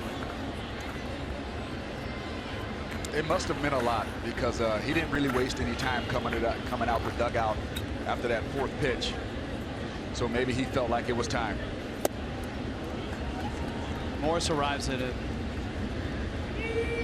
1-out 1st and 2nd situation, and he's got Santana, VR, Braun, and Lucroy all stacked up.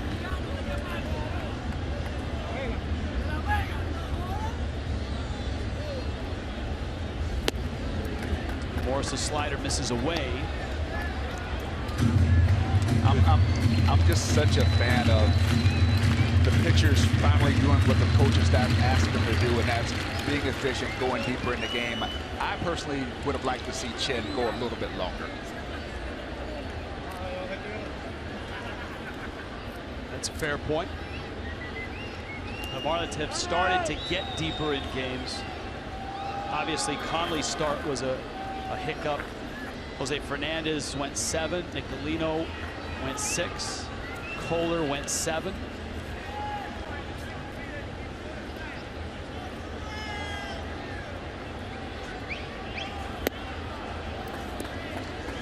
Well, it's 3-1 now. No, but I do understand the thought by Mattingly. Morris is a single ball pitcher. Hopefully you go out there and throw you a ground ball, double play, get yourself out of the inning here.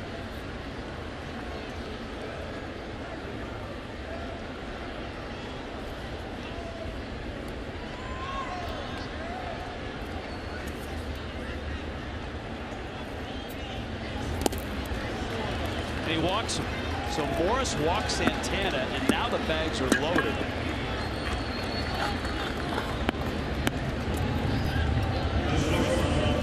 And here comes a guy that has hurt the Marlins in this series, and that's Jonathan VR.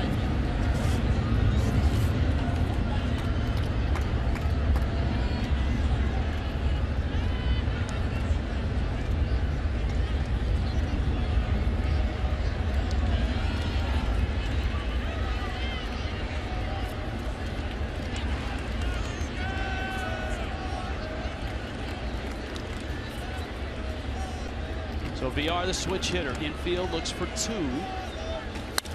Up the middle, Dietrich backhands, flips, got it out there. You're not going to double up VR, especially from that side of the plate. So for Dietrich, important to get that out at second.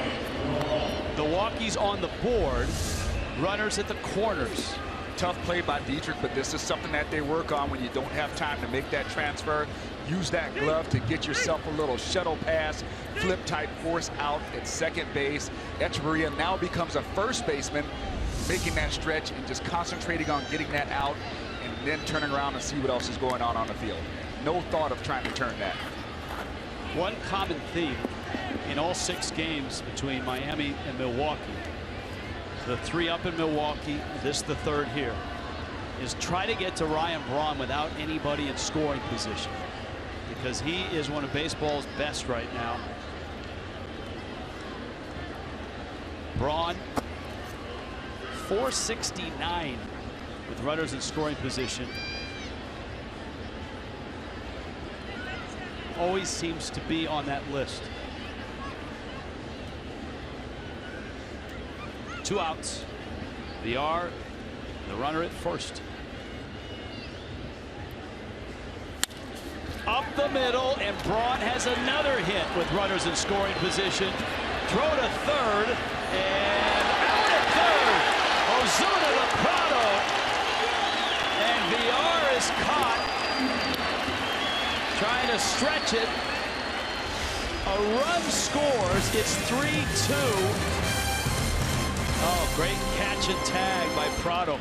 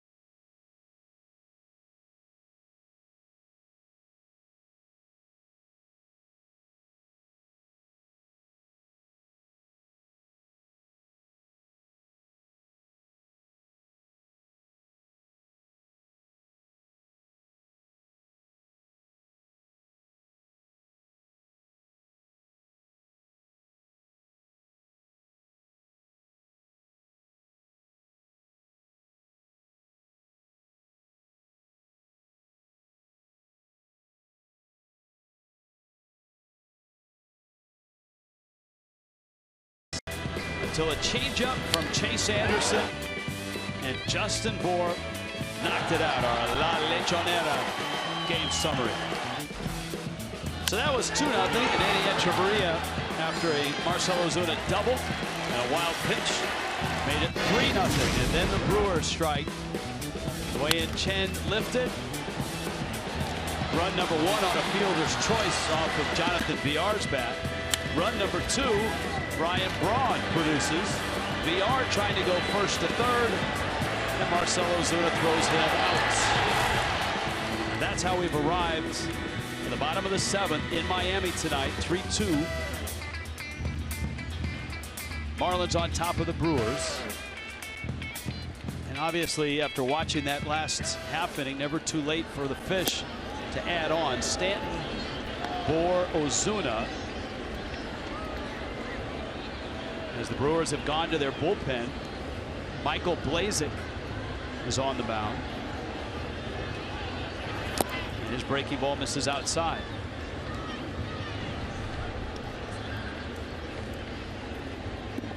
Blazek has had some success this year.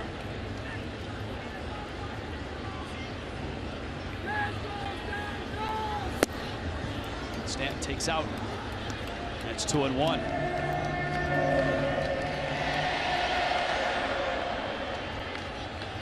Fly ball out and a walk. Oh man, he took a monster rip and just missed it. Yeah, this was a power hitter's stroke right here. He let the dogs hunt on that one. Fastball in. Brewers last night very careful with Stanton. He walked twice. Let's see what he gets to swing at. 3-2.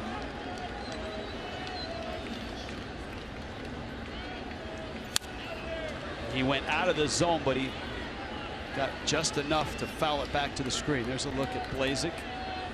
Wow, talk about all around the zone. There's one pitch in the zone. Everything else is completely out of the strike zone. Can you blame him? No, I'd be scared too. Wow, fastball right down Brickle.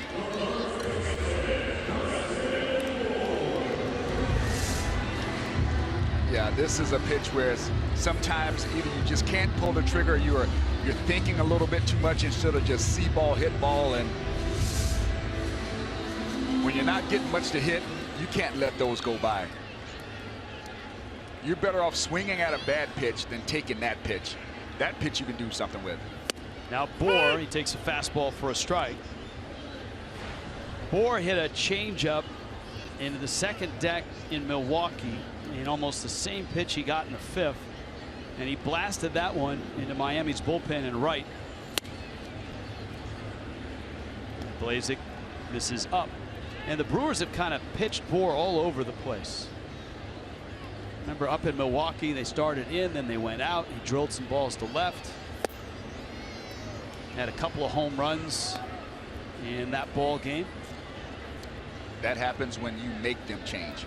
He's been able to attack them where they're trying to attack him and make them come up with a different game plan. They try to pitch him away, he hit it away.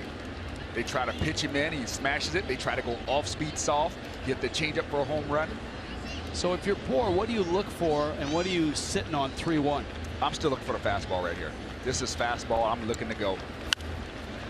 He went, it was up, and he fouls it back.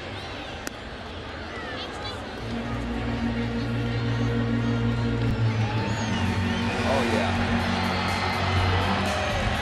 Just get that foot down, and you know you're a little bit out front. You throw the hands, keep that swing going. If you find the barrel, you're going to make that happen.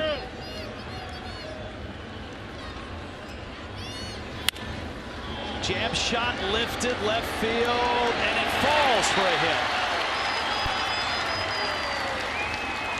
That's one of those where the next time you get a line drive at someone, and he's had plenty of those,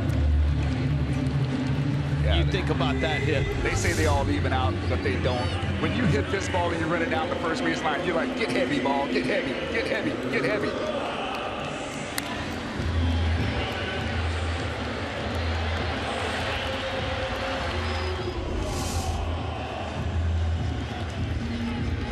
Here now is Ozuna.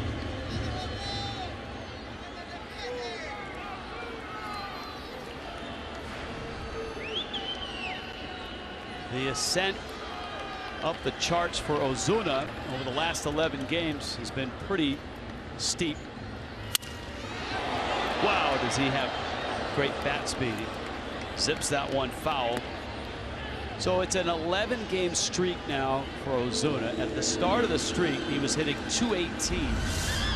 He's at .298 right now. He just throws those hands, man. He gets that bat through the zone so well. That's why it's disappointing when a guy like him takes a 3-1 hack and he fouls the ball off over on the right field side in foul territory like he's not ready, because he possesses that type of bat speed.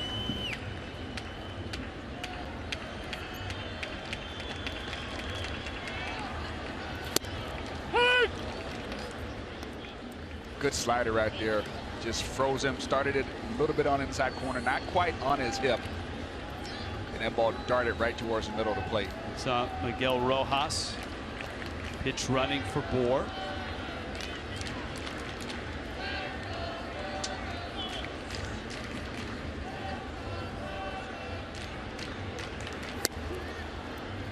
Fastball out, and it's 1-2.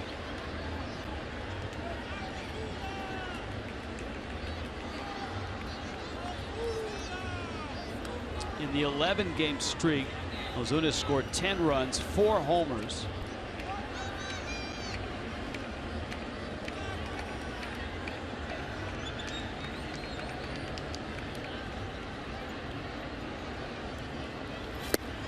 And went after the breaking ball and strikes out.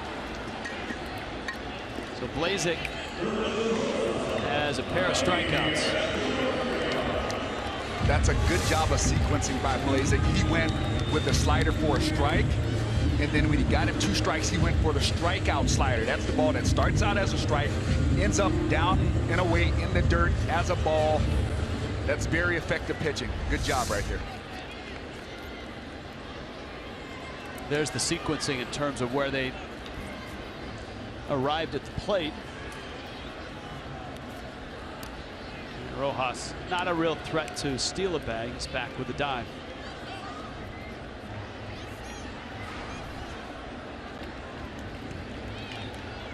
That's why it's so important for relievers to have that second pitch that they can throw for a strike, because now the hitter has to honor it and think that if you throw it, it can possibly be a strike.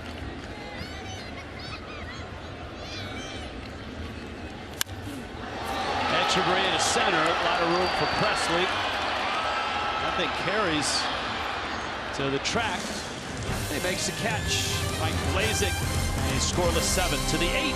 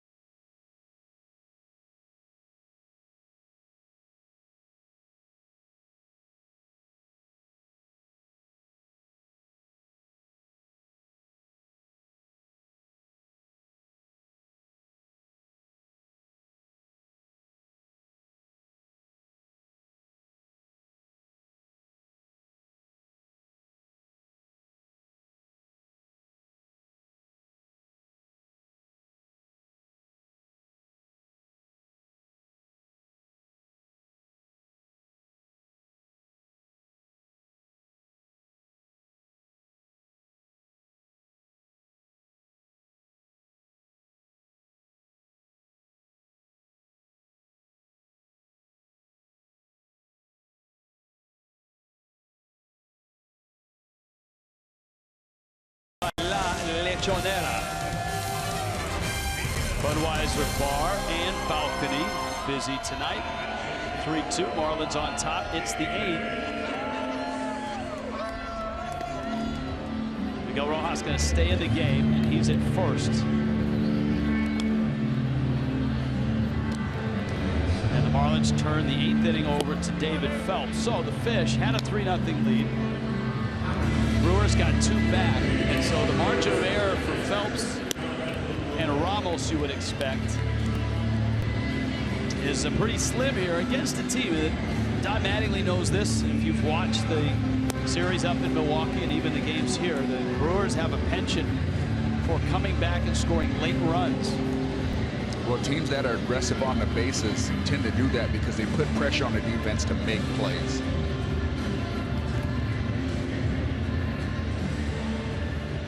It's one of the reasons why the Royals were such an effective team late in games. They were willing to take the extra base. They steal bases. They force you to make plays. Marlins #1. We ought to get him up to read some of the drop-ins. Yes. What a cute kid that is. Lucroy first for Phelps, and he misses out. Quiet series for Lucroy. He had an 0 for 6 yesterday. And he's a guy that come June and into July, you would expect will be near the top of trade rumors, targets. A offensive catcher. Of course, the Brewers in a full reload mode, and they probably can get a lot for Lucroy, especially if he's hitting and healthy, obviously. Well, the good thing about the injury that he had last year, if you can say there's a good thing about it, it wasn't a shoulder or a knee or a back. He took a foul tip off the toe. So I think that makes it okay. Bouncer and a dive by Prado gets just a piece. Lucroy to first, and Milwaukee has a base runner to open the 8th. And when I say okay, I don't think teams are worried about any lingering effects from the injury. Prado almost had that just off the tip of the glove. Tell you what, you've gotten to the point where you feel like if Martin Prado can't make the play, then it's a base hit. If he can't get to it, they deserve a hit for it. Chris Carter now. Phelps worked on Monday night in game 1. Miami won the game 4-1. Phelps had the 8th. He gave up a leadoff hit there, then got the next 3 hitters. And he bounces it in the dirt. Brian Morris came in the 7th in relief of Wei-Yin Chen, who struck out a dozen. That ties his career high. But a walk to Santana, the first hitter that Morris faced. Fielder's choice knocked in a run, and then Ryan Braun's single knocked in a run. 1-0 fastball pours across for a strike.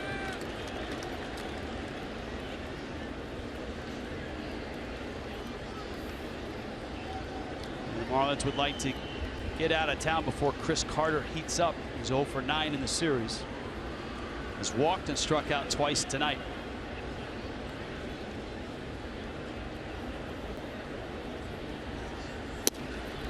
That's a strike. 95 miles an hour, which is good sign for Phelps. We've seen that, an uptick in velocity, which is normal when you've got a guy that's a starter / middle reliever who's used to pacing himself. Suddenly, when you can just let it fly for 15 to 20 pitches in 1 inning, the velocity gets up. That breaking ball was in. Fans wanted it. You can see that one missed inside. That looked like it was a slider or cut fastball. Whatever was it, really locked Carter up, but just inside.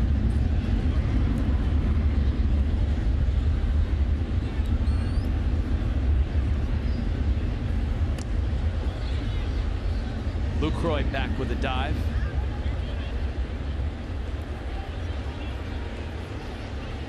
Phelps was talking the other day about the difference between this role as opposed to starting or coming in middle relief. And the one thing he said is you don't have time to really establish your fastball, get a feel for your pitches. You have to have a feel for everything you throw right away. Now that one got Carter swinging. That looked like the front door cutter. I don't know if it's a true slider or a cutter. Starts it out inside off the plate, runs it in there. Very nicely done.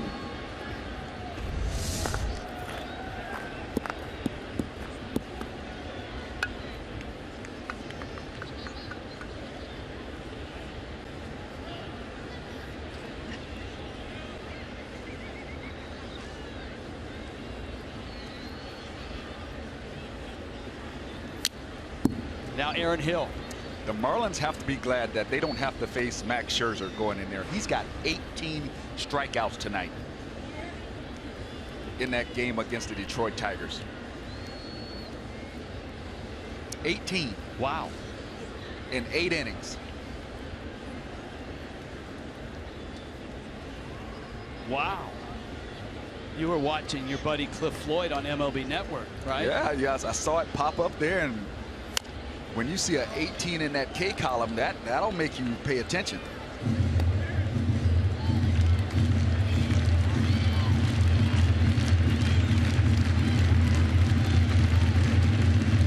.106 pitches for Scherzer through 8 to get the 18 strikeouts.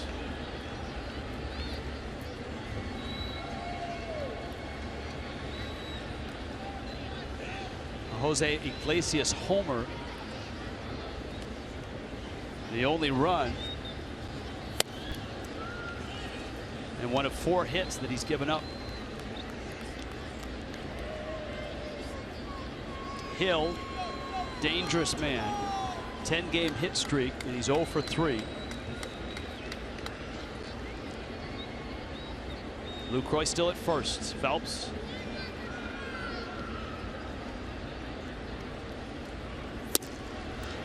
This is away. David Phelps out of Notre Dame, a Yankee. In his 2nd year with the Marlins.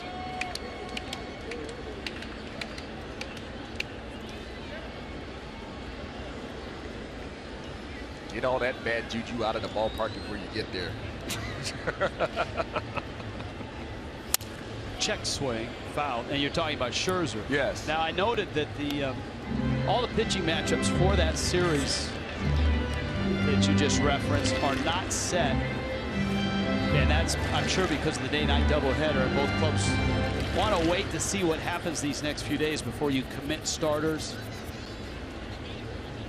You want to know if you want to bring somebody up. It sounds like that Friday night matchup will be Tom Kohler and Gio Gonzalez. Okay. But then you've got the day-night doubleheader. Justin Nicolino is penciled in for the day game. The Nationals have not announced for the day game or the night game. The Marlins have not announced as well. It looks like the Fish will go with Jose Fernandez on Sunday. Nationals have not announced a Sunday starter. Line drive, Rojas double play. Just what the Fish needed. And still 3-2 Miami.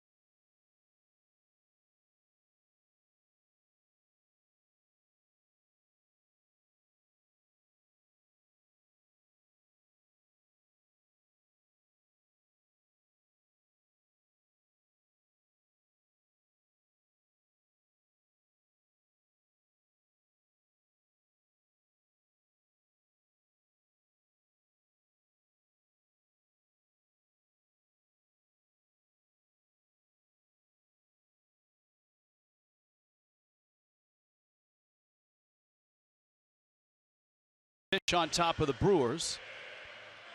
Greater coverage of baseball is brought to you by T-Mobile. Last night, Lorenzo Cain, 3 homers and drove in 5. The Yankees beat the Royals, though. Boy, the Reds have had a run of injuries. Devin Mesoraco, their fine catcher, is the latest. They left shoulder surgery. And the Nationals, who have dropped 6 of their last 8. But in that stretch, their run differential +1. They are, as Preston pointed out, winning tonight behind 18 strikeouts by Max Scherzer. Carlos Torres is in. Jeff Mathis is up. No walks for Scherzer in that game. 4 hits and a run. So Miami setting out to try to pick up an insurance run with Mathis, the pitcher spot. That'll be an Ichiro at bat. And the top of the order, Derek Dietrich. Chase Anderson for 6. Mike Blazek had the 7th.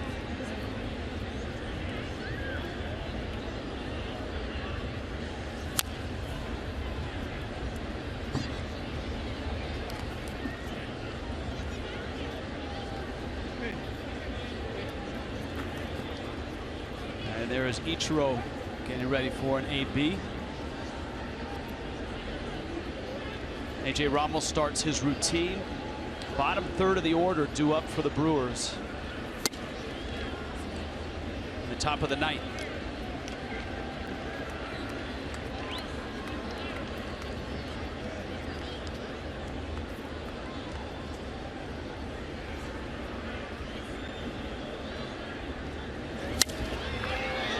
Mathis pops it up. VR cuts in front of Hill. So an out here in the 8th.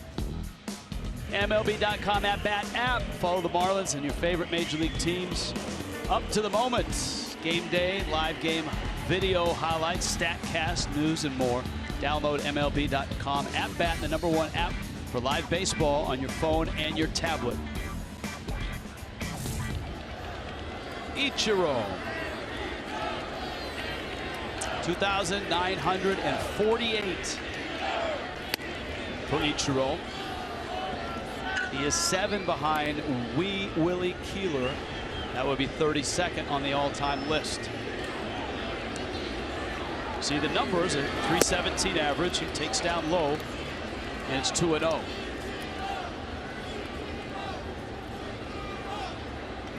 Come on, Ichiro, get yourself another one.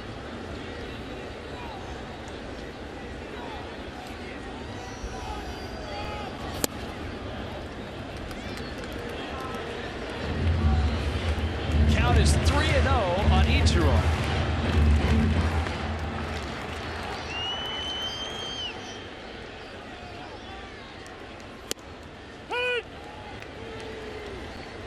And a strike.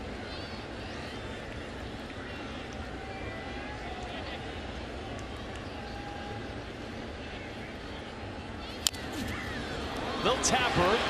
Ichiro hustling, and he's out. Just out.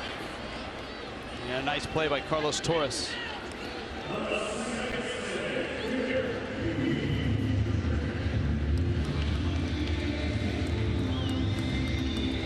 Here is Dietrich. There is Ramos.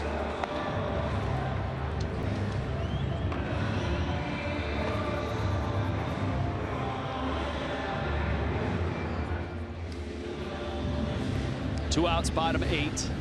Miami trying to finish the homestand with a win. That would give them a 6-3 record on the homestand. Push them back to 3 over 500 before a 7-game road trip.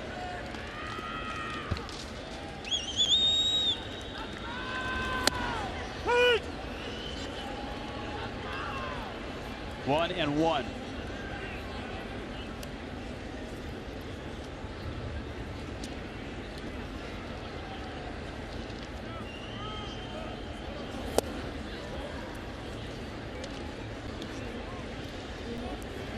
Marlins still under 500 at home, 7-10.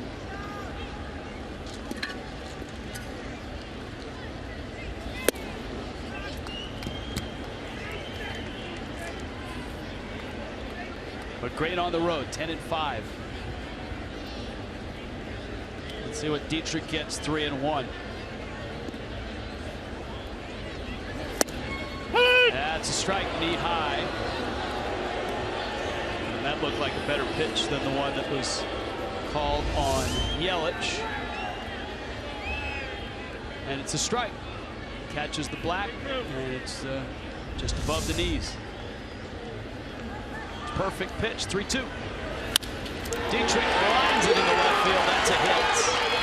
Hustles around first. And Derek Dietrich has himself a hit. A 1-for-4 night now. And buys another at bat for Martin Prado. Well, this is something that is going to increase Derek Dietrich's value immensely, and that's being able to take those base hits the other way.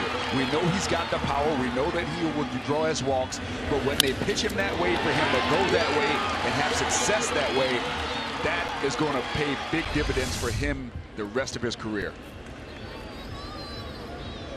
Prado, a line drive to center for a hit in the 4th, and he's bounced out twice.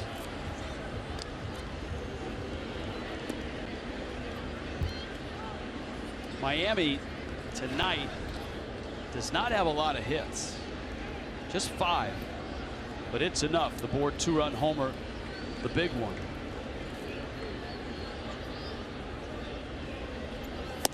And it looks like it's going to snap a run of 19 consecutive games with at least 8 hits. Is that impressive, you ask? It's the longest such streak in the majors since 2009. The Atlanta Braves back in 2009. Prado rolls it up the middle, and that's it. And A.J. Ramos needs 3 outs. 3-2 fish to the ninth.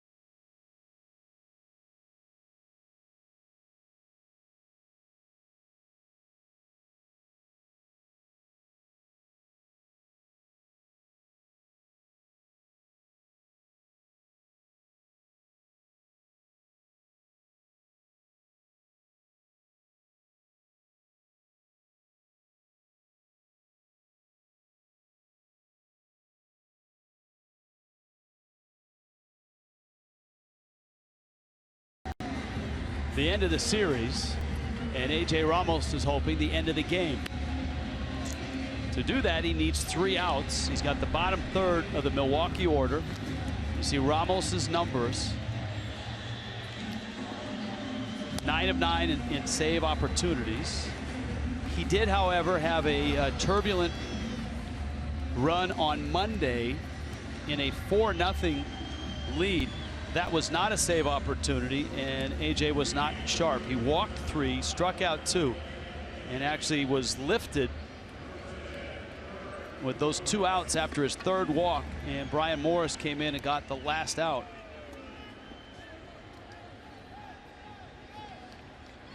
Kurt Neuenhuis, whom A.J. walked on Monday night, will pinch hit. Alex Presley's on deck. Neuenhuis takes a strike. The workload for Ramos extensive during the run by the Marlins, in which they won 11 of 12 games.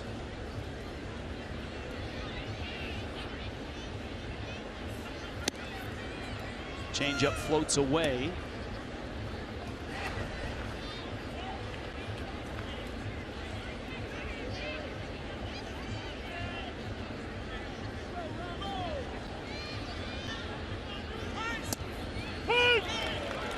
That changeup for a strike. It's 1-2. Neuenhuis has some pop.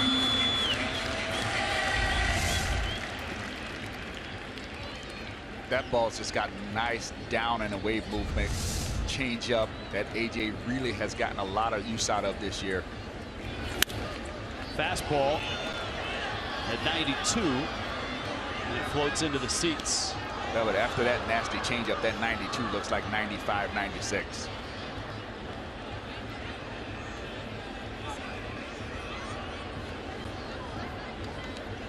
The pitcher spot is due up third for the Brewers.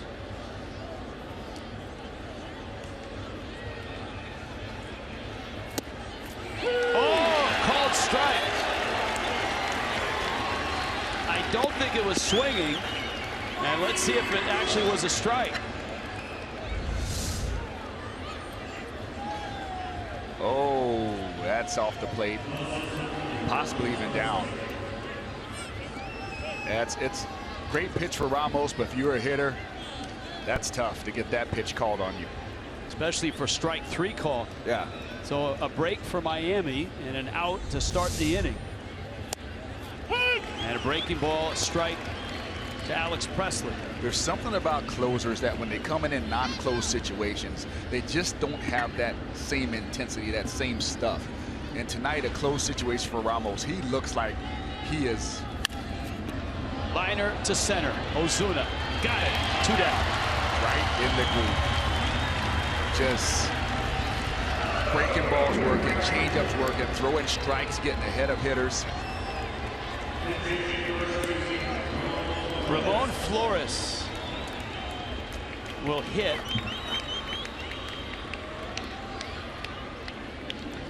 Flores got the start yesterday, was 1 for 3 with a sacrifice fly.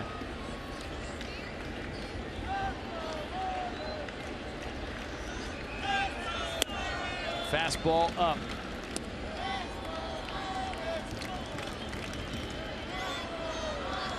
Ramos looking for save number 10. Marlins looking for win number 18. Fastball out, and it's 2-0. Domingo Santana and then VR and Braun are lined up in case Flores gets on. Strike at 2-0. And the count now 2-1.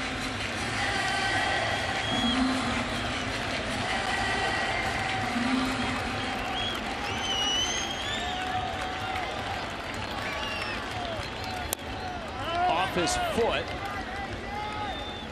And Ramos is a strike away. Miami trying to continue this nice ride they've been on for the last 2.5 weeks.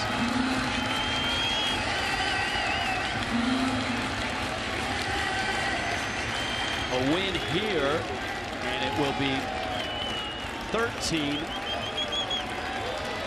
of their last 17.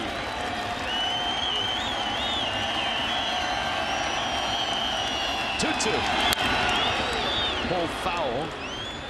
And at the outset of the telecast, Preston, we started with this is kind of a swing game. You win it, and you're 6-3 on the homestand, and 3 over. You lose it. It's 5-4 on the homestand and just 1 over. It's also a good game to pull yourself back together as a ball club after the mental errors that happened last night. Change-up, good take by Flores. And you don't mention the physical errors because those are going to happen. That's baseball. Anytime you're on the field for 162 games in the season, there's going to be plays that you don't make. But if you're Don Mattingly and you feel like your team was not mentally prepared for every situation last night, now you have things that you need to be concerned about and talk about. Breaking ball, check swing, ball game. Echeverria has it. Save number 10 for A.J. Ramos. And for Miami, an outstanding homestand. They go 6-3 on this homestand and improve to 18-15. They take the series from the Brewers. 3-2, the final. Marlins Live brought to you by Checkers. Coming up after the ball game, Craig Minervini and Jeff Conine out in center field. A recap of this game 3 and certainly a recap of the homestand as well. Don Mattingly's post-game comments will be heard. And so the Fish will head out on the road. 4 in DC, 3 in Philly, and the Marlins get there at 3 over at 18-15. Sweep of the Diamondbacks. The Phillies actually took 2 of 3, and now the Marlins beat the Brewers and take the season series from the Brewers, winning 4 of the 6 against Milwaukee.